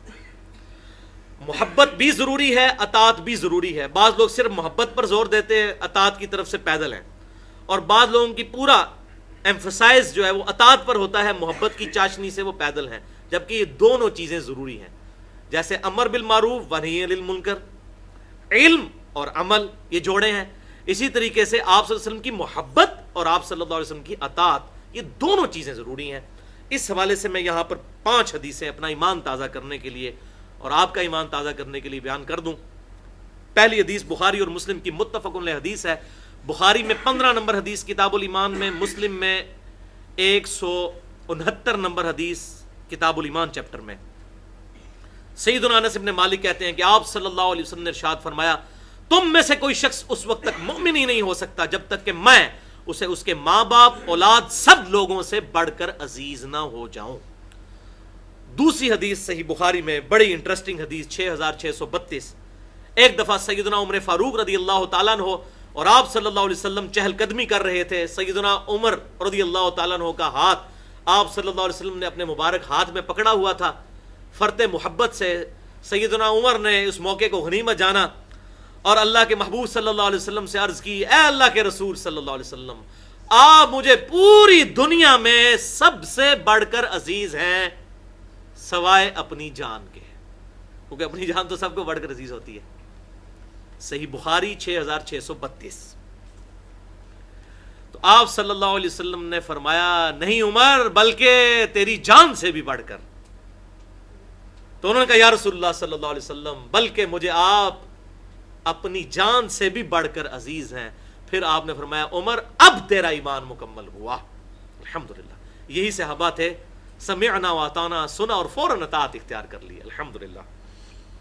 تیسری حدیث بھی بخاری اور مسلم کی متفق علیہ حدیث ہے، بخاری میں 16 نمبر اور مسلم میں 165۔ آپ صلی اللہ علیہ وسلم نے ارشاد فرمایا اس شخص نے ایمان کی حلاوت چکھ لی جس میں 3 نشانیاں پائی جاتی ہوں۔ نمبر 1، اللہ اور اس کا محبوب صلی اللہ علیہ وسلم اسے پوری دنیا میں سب سے بڑھ کر محبوب ہو جائیں، پوری دنیا میں سب سے بڑھ کر محبوب۔ نمبر 2، دوستی اور دشمنی کا معیار اللہ کی ذات ہو جائے، الحب للہ والبغض للہ۔ اور نمبر 3، کفر کی طرف لوٹایا جانا اتنا ہی مشکل ہو جائے اس کے لیے جتنا زندہ آگ میں جلنا، یعنی وہ آگ میں جلنے کے لیے تیار ہو جائے لیکن اسلام نہ چھوڑے، تب وہ ایمان کی مٹھاس حاصل کر لے گا۔ اور چوتھی حدیث بھی بخاری اور مسلم کی متفق علیہ حدیث ہے، اور یہ بڑی رکت انگیز اور میری فیورٹ حدیث ہے۔ بخاری میں 3688، مسلم میں 6713۔ ایک صحابی حضور صلی اللہ علیہ وسلم کی خدمت میں حاضر ہوئے، دیکھیں نا جی ہر قسم کے لوگ تھے، کیسے ہمارے مسئلے حل کر گئے۔ کہتے ہیں یا رسول اللہ صلی اللہ علیہ وسلم قیامت کب آئے گی؟ بخاری مسلم دونوں میں۔ آپ صلی اللہ علیہ وسلم نے فرمایا کہ تو نے کو قیامت کے لیے تیاری بھی کی ہے، قیامت کا پوچھ تو رہا ہے؟ تو ان کو فوراً اپنی فکر پڑ گئی، انہوں نے کہا یا رسول اللہ صلی اللہ علیہ وسلم بس فرض پورے کرتا ہوں، بہت زیادہ نفلی بات، یہ نہ سمجھیے گا کہ انہوں نے کہا میں کچھ بھی نہیں کرتا۔ مسلم شریف میں یہ سارے طرق اٹھا کے دیکھیے گا، انہوں نے کہا میں فرائض کی پابندی کرتا ہوں لیکن بہت زیادہ نفلی باتیں میرے پاس نہیں ہیں، البتہ میں اللہ اور اس کے رسول صلی اللہ علیہ وسلم سے محبت کرتا ہوں۔ اسی وقت آپ صلی اللہ علیہ وسلم پر وحی نازل ہوئی اور آپ صلی اللہ علیہ وسلم نے اس سے ارشاد فرمایا کہ تم اللہ اور اس کے رسول سے محبت کرتے ہو تو تم اسی کے ساتھ ہوگے جس سے تم محبت کرتے ہو۔ انس ابن مالک کے الفاظ ہیں بخاری اور مسلم میں، وہ کہتے ہیں کہ اللہ کی قسم ایمان لانے کے بعد حضور صلی اللہ علیہ وسلم کے کسی بھی ارشاد سے ہمیں اتنی خوشی نہیں ہوئی جتنی اس بات سے ہوئی کہ جو اللہ اور اس کے رسول سے محبت کرتا ہے قیامت والے دن اللہ اور اس کا رسول اس کے ساتھ ہوں گے۔ اس سے زیادہ خوشی ہمیں حضور کی کسی بات سے نہیں ہوئی، اور اس کا اشارتاً ذکر سورۃ النساء کی آیت نمبر 69 میں بھی موجود ہے کہ انبیاء کا پڑوس کن لوگوں کو ملے گا۔ تو آپ صلی اللہ علیہ وسلم کی محبت اور اللہ کی محبت یہ قیامت والے دن ہمارے کام آئے گی، اس سے زیادہ ہمیں خوشی کسی بات سے نہیں ہوئی۔ اس کے بعد انس ابن مالک کے الفاظ ہیں، اللہ اکبر، وہ کہتے ہیں اے اللہ گواہ ہو جا میں تجھ سے محبت کرتا ہوں، تیرے محبوب صلی اللہ علیہ وسلم سے محبت کرتا ہوں، ابو بکر سے محبت کرتا ہوں، عمر سے محبت کرتا ہوں، اگرچہ میرے اعمال نہ رسول اللہ والے ہیں نہ ابو بکر و عمر والے ہیں، لیکن میں تجھ سے امید کرتا ہوں کہ مجھے قیامت والے دن ان کا ساتھ نصیب ہو۔ ہم بھی اللہ کے حضور انس ابن مالک کی دعا کو ہی آگے لے کر چلتے ہیں، اے اللہ ہم تجھ سے محبت کرتے ہیں، تیرے محبوب صلی اللہ علیہ وسلم سے جو بھی ٹوٹی پھوٹی محبت کرتے ہیں، ان کے صحابہ سے، اہل بیت سے، اے اللہ قیامت والے دن ہمیں ان کا ساتھ نصیب فرما، آمین۔ اچھا یہ لفظ ہے محبت، محبت نہیں ہے، یہ میم پہ پیش نہیں ہے، یہ میم پر زبر ہوتی ہے، محبت لفظ ہے، کیونکہ عربی کا لفظ ہے محبت۔ اللہ اکبر۔ پانچویں حدیث صحیح مسلم میں، یہ بڑی حیران کن حدیث ہے، شاید آپ نے نہ سنی ہو پہلے۔ صحیح مسلم 7145، آپ صلی اللہ علیہ وسلم نے ارشاد فرمایا مجھ سے شدید ترین محبت کرنے والے لوگ وہ ہوں گے جو اے میرے صحابہ تمہارے بعد آئیں گے۔ اللہ اکبر۔ یہ تو بات کہاں نکل گئی ہے؟ حالانکہ صحابہ نے کیسی محبت کی، وضو کا پانی نہیں نیچے گرنے دیا، پسینہ مبارک لے کے جاتے تھے، اپنی جانیں لٹا دیں آپ صلی اللہ علیہ وسلم کی حفاظت کے لیے۔ اور آپ صلی اللہ علیہ وسلم کیا فرما رہے ہیں؟ صحیح مسلم 7145 کہ مجھ سے شدید ترین محبت کرنے والے وہ لوگ ہوں گے جو تمہارے بعد آئیں گے، اور ان میں سے ایسے لوگ ہوں گے جو خواہش کریں گے کہ اللہ تعالی ہم سے ہمارے سارے گھر والے لے لے، سارا مال لے لے، اور صرف ایک دفعہ ہمارے محبوب صلی اللہ علیہ وسلم کا دیدار نصیب ہو جائے۔ اللہ اکبر کبیرہ والحمد للہ کثیرہ وسبحان اللہ بکرۃ واصیلا۔ اور الحمدللہ اس وقت مسلمانوں میں ایسے لوگوں کی کمی نہیں ہے، اور کاش یہ محبت اس اطاعت کے جذبے میں بھی کنورٹ ہو کہ آپ صلی اللہ علیہ وسلم کو رسپانس بھی کیا جائے، آپ صلی اللہ علیہ وسلم کی سنت پر عمل بھی کیا جائے۔ یہ تو 5 حدیثیں تھی، 2 میں تبرکن پیش کر رہا ہوں، یہ ان 24 سے ہٹ کر ہیں چونکہ اس کے ساتھ وہ فٹ ان بیٹھتی ہیں۔ پہلی حدیث مسند امام احمد میں انٹرنیشنل نمبر کے مطابق 17018 اور المستدرک للحاکم میں 6992، اور امام ذہبی نے بھی موافقت کی ہے۔ ابو عبیدہ ابن جرح رضی اللہ تعالی عنہ نے پوچھا یا رسول اللہ صلی اللہ علیہ وسلم، ابو عبیدہ عام آدمی نہیں، عشرہ مبشرہ، یا رسول اللہ ہم سے بہتر لوگ کون ہیں؟ تو آپ صلی اللہ علیہ وسلم نے فرمایا تم سے بہتر لوگ وہ ہوں گے جو تمہارے بعد آئیں گے، اور انہوں نے مجھے دیکھا بھی نہیں ہوگا، اس کے باوجود مجھ پر ایمان رکھتے ہوں گے جس طرح تم مجھ پر ایمان رکھتے ہو۔ اللہ اکبر۔ اور ظاہر ہے بہت بڑی بات ہے، صحابہ کا مکمل ایمان تو بالغیب نہیں تھا، اللہ کے رسول تو ان کے سامنے موجود تھے نا، قرآن سامنے نازل ہو رہا تھا۔ پرفیکٹ اگر جو ایمان بالغیب ہے وہ تو بعد میں آنے والوں کا ہے، جن کے سامنے یہ معجزات نہیں ہوئے، ایسے معاملات نہیں ہوئے۔ آپ ذرا اس ایمان کے لیول کا اندازہ لگائیں نا، جو بخاری اور مسلم میں آتا ہے کہ آپ کی مبارک انگلی کے اشارے سے چاند 2 ٹکڑے ہوا، جس نے یہ شخص نے یہ منظر دیکھ لیا اس کا ایمان کس لیول پہ ہوگا۔ اور بخاری اور مسلم میں کتنی احادیث ہیں کہ آپ کے مبارک ہاتھوں سے جو پانی کے چشمے جاری ہوئے، حتیٰ کہ جابر بن عبداللہ کہتے ہیں، بخاری اور مسلم دونوں میں موجود ہے، صلح حدیبیہ کے موقع پر ایسا پانی ان انگلیوں سے جاری ہوا کہ 1400 صحابہ نے پیا، سٹور کر لیا، جانوروں کو پلایا، جانوروں کے لیے سٹور کر لیا۔ اور وہ کہتے ہیں اللہ کی قسم ہم 1,00,000 بھی ہوتے تو وہ پانی کفایت کر جاتا جو مبارک انگلیوں سے نکل رہا تھا۔ اور یہ حضرت موسیٰ سے بڑا معجزہ ہے، موسیٰ علیہ السلام نے تو پتھر پہ آسا مار کے پانی، پتھر سے تو پانی نکل آتا ہے، پتھر کے تو نفس میں پانی موجود ہے، چشمے نہیں نکلتے، لیکن انگلیوں میں سے، گوشت میں سے پانی کا نکلنا ہی بہت بڑا معجزہ۔ اور بخاری اور مسلم میں آپ صلی اللہ علیہ وسلم کے معجزات کے چیپٹر پڑھیں، انسان حیران رہ جاتا ہے۔ تو اب جن لوگوں نے یہ معاملات دیکھے تھے، ان کا ایمان جس لیول پہ ہے، ہم لوگ کبھی بھی اس کو امیجن نہیں کر سکتے، اسی لیے ہمیں بینیفٹ دیا گیا بعد میں آنے والوں کو کہ ابو عبیدہ ابن جرح جو بعد میں لوگ آئیں گے ان کا ایمان تم سے بہتر ہوگا، کیونکہ تم نے تو مجھے دیکھا اور مجھ پر ایمان لائے، وہ بغیر دیکھے مجھ پر ایمان لے کر آئیں گے۔ الحمدللہ۔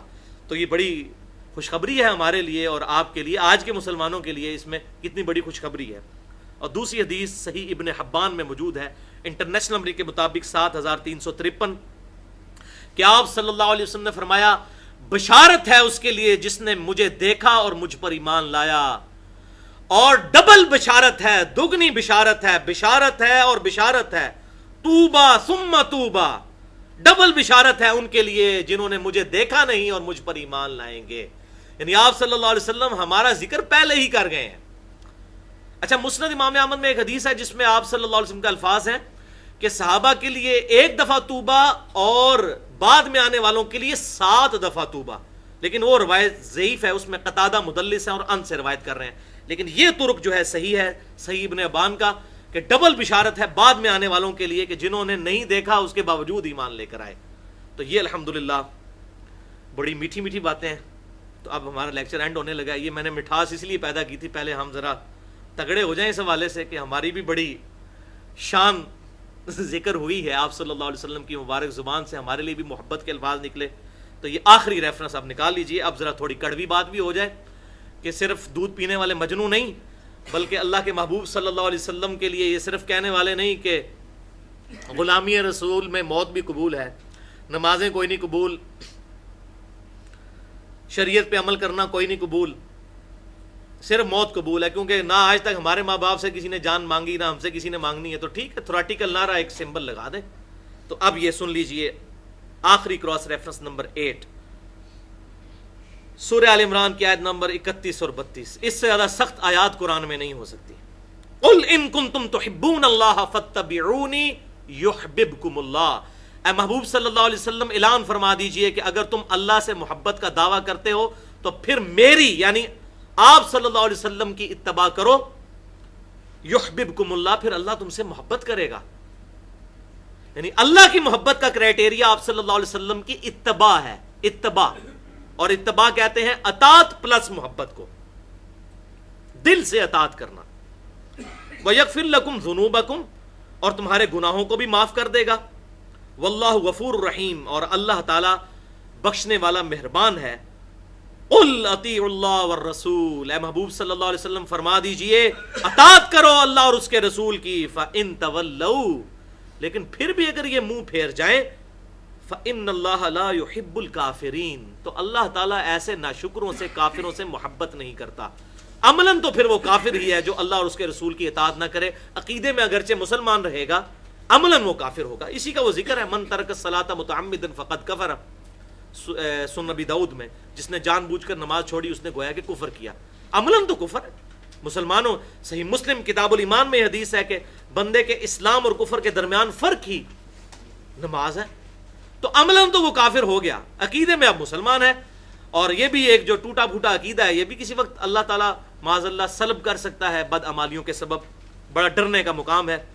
اسی آیت کے کانٹیکسٹ میں میں نے بڑی ڈیٹیل سے گفتگو کی ہے مسئلہ نمبر 10 کے نام سے، تقلید اور اتباع سنت میں کیا فرق ہے.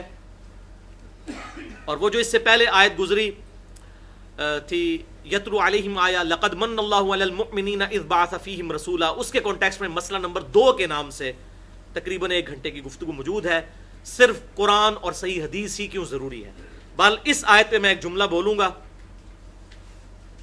کہ اگر اللہ تعالی کی محبت کا معیار رسول اللہ صلی اللہ علیہ وسلم کی پیروی کرنا ہے تو رسول اللہ کی محبت کا معیار رسول اللہ کی پیروی کرنا نہیں ہے، بدرجہ اولا ہے. کیونکہ اللہ تعالیٰ فرما رہا ہے ان سے کہو اگر تم اللہ سے محبت کرتے ہو تو رسول کی اتباع کرو. تو بھائی رسول سے جب محبت کریں گے پھر کس کی اتباع کریں گے؟ رسول کی. جب اللہ کی محبت کا معیار رسول اللہ صلی اللہ علیہ وسلم کی محبت ہے، آپ کی پیروی ہے، تو آپ صلی اللہ علیہ وسلم کی محبت کا معیار بھی آپ صلی اللہ علیہ وسلم کی پیروی ہے. آخر میں آنکھیں کھولنے والی حدیث بیان کروں گا، آئی اوپننگ. اور یہی وہ حدیث ہے جو لوگ آدھی بیان کرتے ہیں، جس نے لا الہ الا اللہ پڑھا وہ جنت میں چلا جائے گا. صحیح بخاری انٹرنیشنل نمبرنگ کے مطابق 7280، کتاب الاعتصام بالکتاب والسنہ چیپٹر میں امام بخاری کا پورا باب باندھا ہے انہوں نے آخر میں جا کر، کتاب التوحید چیپٹر سے پہلے. کتاب الاعتصام بالکتاب والسنہ، کتاب و سنت کو مضبوطی سے پکڑنا، اس چیپٹر میں انٹرنیشنل نمبرنگ کے مطابق 7280 نمبر حدیث ہے صحیح بخاری میں کہ آپ صلی اللہ علیہ وسلم نے فرمایا میری ساری امت جنت میں جائے گی سوائے اس کے جس نے میرا انکار کیا. اب انکار آپ سمجھ رہے ہوں گے شاید آپ کو رسول نہ مانا. صحابہ نے کہا من ابا یا رسول اللہ صلی اللہ علیہ وسلم، کس نے آپ کا انکار کیا؟ تو آپ نے بڑا پرفیکٹ جملہ بولا.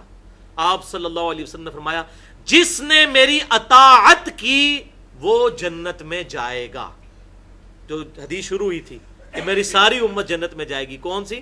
جس نے میری اطاعت کی وہ جنت میں جائے گا، اور جس نے میری نافرمانی کی اس نے گویا میرا انکار کیا.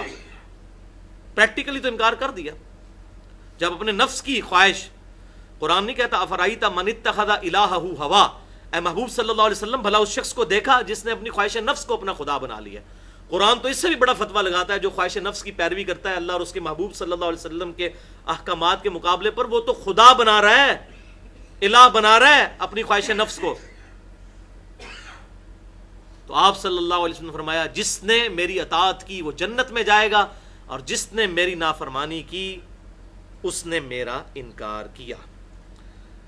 ہماری آج کی گفتگو مکمل ہوئی، لیکن لیکن لیکن آپ کو آج کوسچن آنسر جو سیشن ہے 40 منٹ کا، اس میں سے صرف 15 منٹ کی قربانی مزید دینی ہوگی، کیونکہ آج ہماری سینچری مکمل ہوئی ہے۔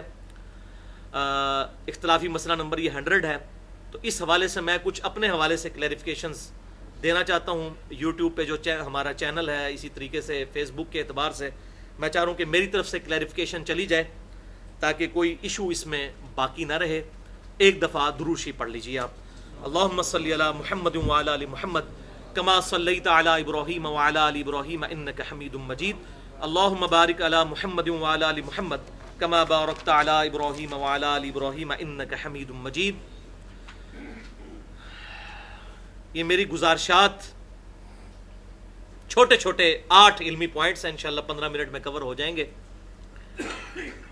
اور 8 کی نسبت میں نے وہ صحیح مسلم کی حدیث کہ جو وضو کر کے ایک دفعہ کلمہ پڑھ لے، اشہد ان لا الہ الا اللہ وحدہ لا شریک لہ واشہد ان محمدا عبدہ ورسولہ، تو جنت کے 8 دروازے اس کے لیے کھول دیے جاتے ہیں۔ جنت کے 8 دروازوں کی نسبت سے میں نے یہ 8 علمی پوائنٹس ڈسکس کرنے تھے۔ علمی پوائنٹ نمبر 1، بھائیو ہماری جو یہ قرآن کلاسز ہیں ان کا باقاعدہ آغاز 16 اکتوبر 2010 کو ہفتے کے دن ہی سے ہوا تھا، 6 اور 7 ذی-القعدہ 1431 ہجری کی درمیانی رات، اور آج بھی اکتوبر کا دوسرا عشرہ ہے، وہی عشرہ وہ 16 اکتوبر تھی، آج 11 اکتوبر 2014 اور 15 اور 16 ذوالحجہ 1435 ہجری کی درمیانی رات ہے۔ تقریباً پورے 4 سال ہو چکے ہیں ہماری ان قرآن کلاسز کو الحمدللہ۔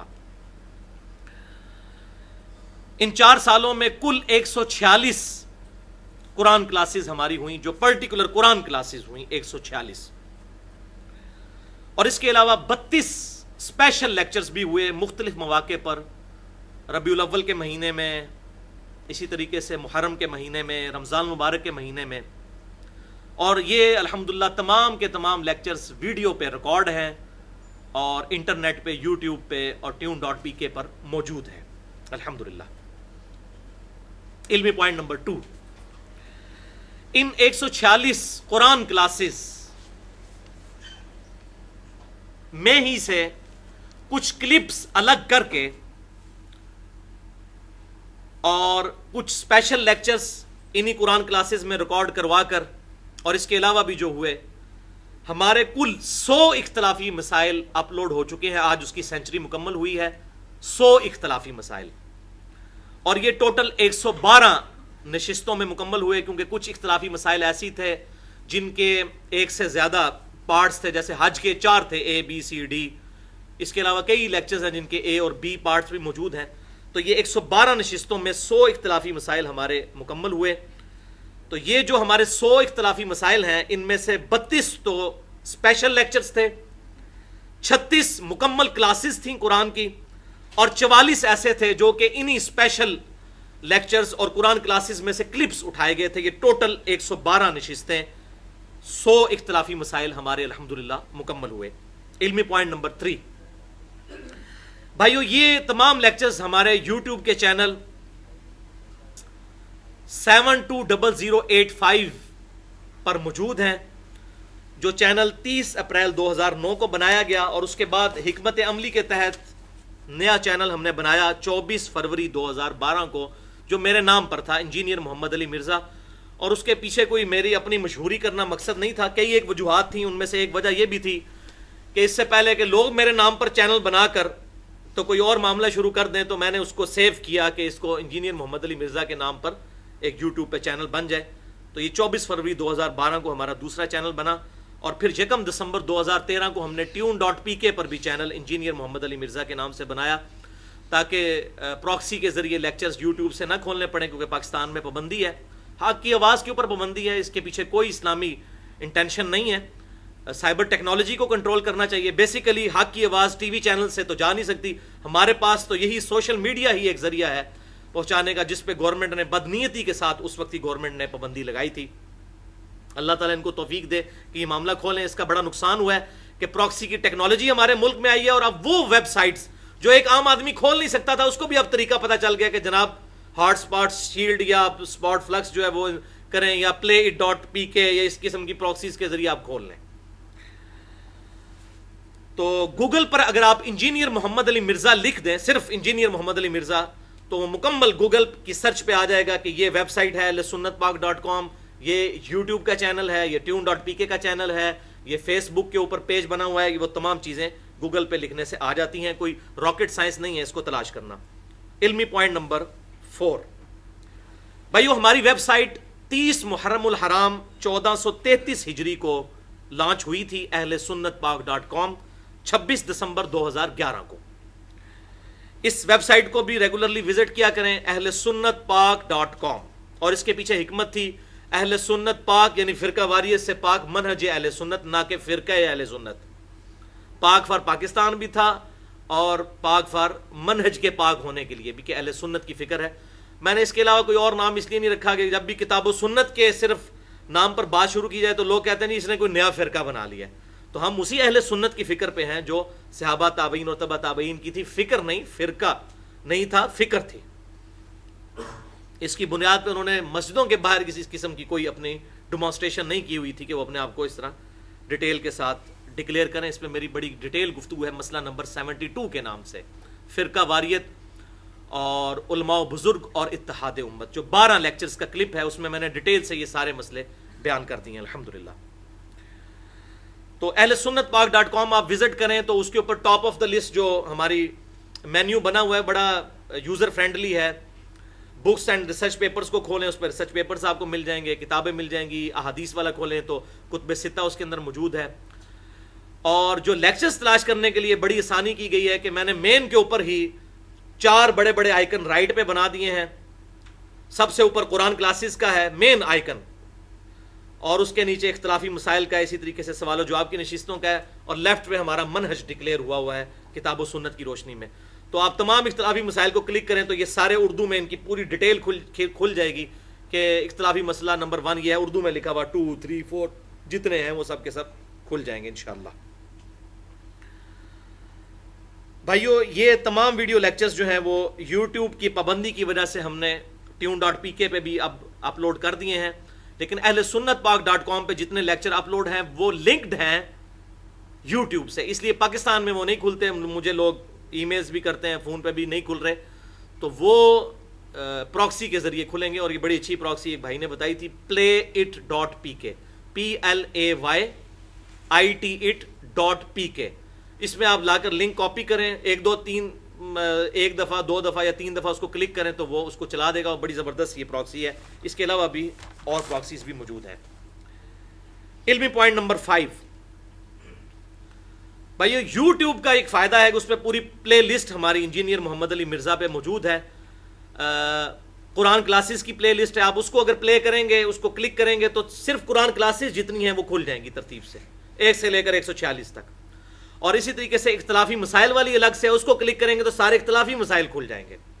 اسی طریقے سے ربیع الاول کی ایک بنی ہوئی ہے, ایک محرم کی بنی ہوئی ہے, رمضان مبارک کی بنی ہوئی ہے, حج سے ریلیٹڈ بنی ہوئی ہے. یہ پلے لسٹ وہاں بنی ہے, وہاں آپ رومن لینگویج میں جو ہے وہ آپ کو پورا نام بھی لکھا ہوا مل جائے گا. یوٹیوب پہ کوئی پرابلم نہیں ہوتی. اسی طریقے سے حمد, تلاوت اور نعت وغیرہ بھی اپلوڈ ہوئی ہیں ہمارے چینلز کے اوپر. بڑی آسانی کے ساتھ جو ہے مسئلہ نمبر یا لیکچر نمبر ڈھونڈا جا سکتا ہے یوٹیوب کے چینل کے اوپر. علمی پوائنٹ نمبر 6, بھائیو اگر کوئی لیکچر نہ ملے تو بجائے فیس بک پہ کامنٹس کرنے کے یا یوٹیوب کے ہمارے چینل کے اوپر کسی لیکچر کے انڈر کامنٹس کرنے کے, مجھے ڈائریکٹ ای میل کریں mirza_95@yahoo.com. یہ ای میل ایڈریس ہے. یہ ہم اکثر بول دیتے ہیں @, یہ لفظ غلط ہے. @, لفظ نہیں ہے, ہوتا ہے @yahoo.com. mirza_95@yahoo.com. یہ میرا پرسنل ای میل ایڈریس ہے جس پہ میں الحمدللہ روزانہ درجنوں اور بسا اوقات سینکڑوں ای میلز کے جواب پوری دنیا سے آتی ہیں الحمدللہ. شاید ہی کوئی جگہ ہو, اور الحمدللہ اس میں بھی کوئی آر نہیں مجھے کہنے میں کہ اس وقت مسلمانوں کی سب سے بڑی زبان ہی اردو ہے. تقریباً دنیا کے 60 سے 70% لوگ اردو زبان بولتے ہیں اور سمجھتے ہیں, چاہے وہ لکھنے کے اعتبار سے الفابیٹس ڈفرنٹ ہوں لیکن سمجھتے اور بولتے ہیں. یہ دنیا میں سب سے بڑی مسلمانوں کی زبان اس وقت پریکٹیکلی اردو بن چکی ہے الحمدللہ. تو ای میلز آتی ہیں انگلش میں آئے تو زیادہ میں کنوینئنٹ ہوتا ہوں, انگلش میں جواب دینے میں ذرا مجھے زیادہ آسانی رہتی ہے, رومن پڑھنا میرے لیے ذرا مشکل ہو جاتی ہے. بہرحال میں جواب دیتا ہوں الحمدللہ. اور میں اب چونکہ اسپیشل موقع ہے میں پھر وہ بات رپیٹ کر دوں کہ الحمدللہ میری روٹی دین کے ساتھ نہیں جڑی ہوئی, اور اسی لیے میں نے فرقہ واریت کو 3 طلاقیں دے کر اور 4 تکبیریں پڑھ کر دفنا دیا ہے.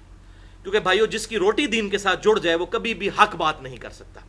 اور اللہ تعالیٰ سے دعا کریں کہ اس دن سے پہلے کہ ہماری روٹی ہمارے دین کے ساتھ جڑ جائے, اللہ تعالیٰ ہمیں ایمان و عافیت کے ساتھ مدینہ شریف میں موت, بقیع غرقد میں مدفن اور جنت الفردوس میں اپنے محبوب صلی اللہ علیہ وسلم کا پڑوس نصیب فرمائے. آمین ثم آمین. اور میں یہاں پر وہ بھی تحدیث نعمت کے طور پر بات کر دوں کہ میری بڑی خواہش ہوتی تھی, اور میں نے تو کئی جماعتیں پھری, دعوت اسلامی بھی, تبلیغی جماعت بھی, اور بڑی جماعتیں, تمام مکاتب فکر کی. دعوت کے حوالے سے بڑی خواہش ہوتی تھی کہ سینہ بسینہ دعوت کی جائے, لیکن اللہ تعالیٰ نے بڑی, جس طرح مجھے دنیاوی طور پہ بھی ایک ایگزیکٹو جاب دی الحمدللہ, اور دین کے اعتبار سے بھی بڑی آسانی میرے لیے کر دی کہ میں ای دعوت کرتا ہوں, الیکٹرانک دعوت, کہ روزانہ مجھے درجنوں بسا اوقات سینکڑوں ای میلز کے جواب دینے پڑتے ہیں, اور گھنٹوں میرے ای میلز کے جواب میں جاتے ہیں اور گھر بیٹھے ہوئے الحمدللہ. اور ایسے ایسے مسئلے جو عام لوگوں کی کیپیبلٹی نہیں ہوتی کہ وہ اس کا جواب دے سکیں, یا لوگ شرماتے ہیں پوچھتے ہوئے کیونکہ علماء فوراً فتویٰ لگا دیتے ہیں. الحمدللہ اللہ تعالیٰ نے مجھے اس دعوت کی توفیق دی ہے الحمدللہ. علمی پوائنٹ نمبر 7, سیکنڈ لاسٹ, وہ ہے بھائیو فیس بک سے ریلیٹڈ. تو میں پھر یہ اعلان کر دوں کہ میرے ساتھ کانٹیکٹ کا واحد ذریعہ mirza_95@yahoo.com میرا ای میل ایڈریس ہے. میرے نام پر فیس بک اکاؤنٹس بنے ہوئے ہیں, انجینئر محمد علی مرزا کے نام سے, اہل سنت پاک.com کے نام سے بھی فیس بک ایڈریس ہے. یہ میرا آفیشیل فیس بک کا ایڈریس نہیں ہے, اور اس پر لکھا بھی ہوا ہے کہ میرا آفیشیل نہیں ہے, اور اس حوالے سے میرا اعلان برات ہے کہ اس پہ جو بھی پوسٹ آئے میں اس کا ذمہ دار نہیں ہوں, لیکن اس پہ جتنے ویڈیو کلپس آتے ہیں وہ انڈورس ہیں, میں اس کو الحمدللہ آن کرتا ہوں, اور بعض اوقات میں خود ویڈیو کلپس بھائیوں کو بھیج دیتا ہوں کہ اس کو اپلوڈ کر دیں, یہ اس وقت کی ضرورت ہے, اس کلپ کو وہاں پر ڈال دیں. تو اعلان برات سے مراد صرف یہ ہے کہ اس پر جتنی پوسٹ لگتی ہیں سب کی ذمہ داری میرے پر نہیں ہے, صرف میرے جو ویڈیو کلپس ہیں ان کی ذمہ داری میں اٹھانے کے لیے تیار ہوں. اور الحمدللہ کوئی جواب اس پر وہ کمنٹس کرنے ہیں تو مجھے ای میل کریں mirza_95@yahoo.com پہ, بجائے یہ کہ آپ فیس بک کے اوپر کوئی کمنٹ ڈال دیں, میں وہ نہیں پڑھتا. اور یہ الحمدللہ اللہ تعالیٰ جزائے خیر دے, کچھ بھائی ہیں, اور الحمدللہ آپ کو حیرانگی ہوگی, بھائی اور بہنیں دونوں, انڈیا سے بھی اور پاکستان سے بھی, میلز اور فیمیلز, جو مل کے ان اکاؤنٹس کو چلاتے ہیں. اللہ تعالیٰ ان کو جزائے خیر دے کہ انہوں نے الحمدللہ میری اس حوالے سے میرے ساتھ مدد کی ہے. اللہ تعالیٰ جو من انصاری اللہ, حضرت عیسیٰ علیہ السلام نے کہا تھا کون ہے جو اللہ کے لیے میرا ساتھ دے, تو ان لوگوں نے ساتھ دیا. اللہ تعالیٰ ان کو جزائے خیر دے اس حوالے سے, اور میں ان کی کوششوں کو الحمدللہ دلی طور پر اپریشیٹ کرتا ہوں. آخری علمی پوائنٹ نمبر 8, اور وہ ہے بھائیو, میرے ویڈیو لیکچرز کو بغیر تبدیلی کے, اور اسی طریقے سے تمام ریسرچ پیپرز کو بغیر تبدیلی کے چھاپنے کی اجازت ہے میری طرف سے, بغیر تبدیلی کے, یہ شرط ہے. اور ان کی DVD CDs بنا کے لوگ پوری دنیا میں الحمدللہ مجھے ای میلز آتی ہیں, سعودی عرب سے, آسٹریلیا سے, امریکہ سے, انگلینڈ سے, افریقہ سے, رشیا سے, پتہ نہیں کہاں کہاں سے الحمدللہ, جہاں پر, اور یہ الحمدللہ پاکستان کے لوگ ہیں جو لیڈنگ پوزیشن پہ ہیں پوری دنیا میں دعوت کے حوالے سے الحمدللہ, اس میں کوئی شک نہیں ہے, اور انڈیا کے لوگ ہیں, تو وہ رابطہ کرتے ہیں. اور میں نے ان کو اجازت دی ہوئی ہے کہ میرے یہ تمام اختلافی مسائل, خصوصاً جو یہ 100 آج مکمل ہوئے, یہ 3GP فارمیٹ جو موبائل کا ہے, جو عام موبائل بھی چلا دیتا ہے, سستا موبائل بھی ویڈیو, اس میں یہ 8GB کے اندر یہ تمام 100 کے 100 اختلافی مسائل بڑے آرام سے آ جاتے ہیں. 7GB کا یہ ٹوٹل ڈیٹا بنتا ہے. تو کئی موبائل لوگوں کے پاس ہیں جن کے اندر میموری جو ہے وہ 32GB تک ہوتی ہے, تو اس کے لیے صرف 8GB 7GB چاہیے. تو یہ کارڈز آپ خود بھی لیں, اور لوگوں کو بہترین تحفہ بھی میں لوگوں کو یہی دیتا ہوں کہ یہ لیکچر سارے ڈال کے تو ایک 8GB کا کارڈ گفٹ کر دیں. 350 روپے کا کارڈ پاکستان میں تقریباً مل رہا ہے, $3.5 اس کی قیمت بنتی ہے. تو یہ دیں تو بڑی نیکی ہے لوگوں کے ساتھ الحمدللہ اس حوالے سے. اور میں پھر آخر میں وہی اعلان کر دوں کہ مجھ سے رابطے کا صرف ایک ذریعہ ہے, وہ mirza_95@yahoo.com. ای میلز میں خود دیکھتا ہوں, یہ میرا ذاتی میل ایڈریس ہے الحمدللہ. اور اگر کسی کو میرا فون نمبر چاہیے ہوگا تو وہ مجھے ای میل کرے گا. میرا فون نمبر میں سارے بھائیوں سے ریکویسٹ کروں گا کوئی بھی کسی فیس بک پہ کوئی میرا فون نمبر مانگے تو نہ دے. میں پہلے ہی بڑی مشکل سے اتنی فون کال سنتا ہوں اور میں متحمل نہیں ہوں کہ اتنی زیادہ فون کالز کو سن سکوں, کیونکہ میں ظاہر ہے کہ ایک گورنمنٹ ملازم بھی ہوں اور 8 گھنٹے مجھے وہاں بھی ڈیوٹی کرنی ہوتی ہے. فل ٹائم ابھی میں دعوت کے لیے وقت نہیں ہوں, لیکن اس حوالے سے فل ٹائم ہوں کہ جب بھی مجھے آفس میں بھی ٹائم ملے, لوگ کھانے کے لیے چلے جاتے ہیں اور میں اپنے ای میلز کے جواب دیتا ہوں. الحمدللہ اللہ تعالیٰ نے اس حوالے سے میری مدد کی ہے. بہرحال جس نے مجھے فون کرنا ہو تو پہلے مجھے ایک ٹیکسٹ کر دے تاکہ میری اویلیبلٹی بھی چیک ہو جائے, بجائے اس کے کہ وہ بدگمانی کرے کہ یہ فون اٹینڈ نہیں کر رہا. بعض اوقات میں واقعی اس پوزیشن میں نہیں ہوتا کہ میں یہ فون کال اٹھا سکوں. اللہ تعالیٰ سے دعا ہے جو میں نے حق بات کہی اللہ تعالیٰ ہمارے دلوں میں راسخ فرمائے, اور اگر جس بات میں آج تک جتنے بھی یہ لیکچرز 4 سالوں میں ہوئے کوئی بھی غلط بات میرے منہ سے جس بات کی وجہ سے نکل گئی ہو, اللہ تعالیٰ ہمارے دلوں سے محو کر دے اور معاف بھی فرما دے. ہمیں کتاب و سنت کی تعلیمات پر عمل کر کے دوسرے بھائیوں تک پہنچانے کی توفیق عطا فرمائے. سبحانک اللہم و بحمدک اشہد ان لا الہ الا انت استغفرک و اتوب الیک وما علینا الا البلاغ المبین.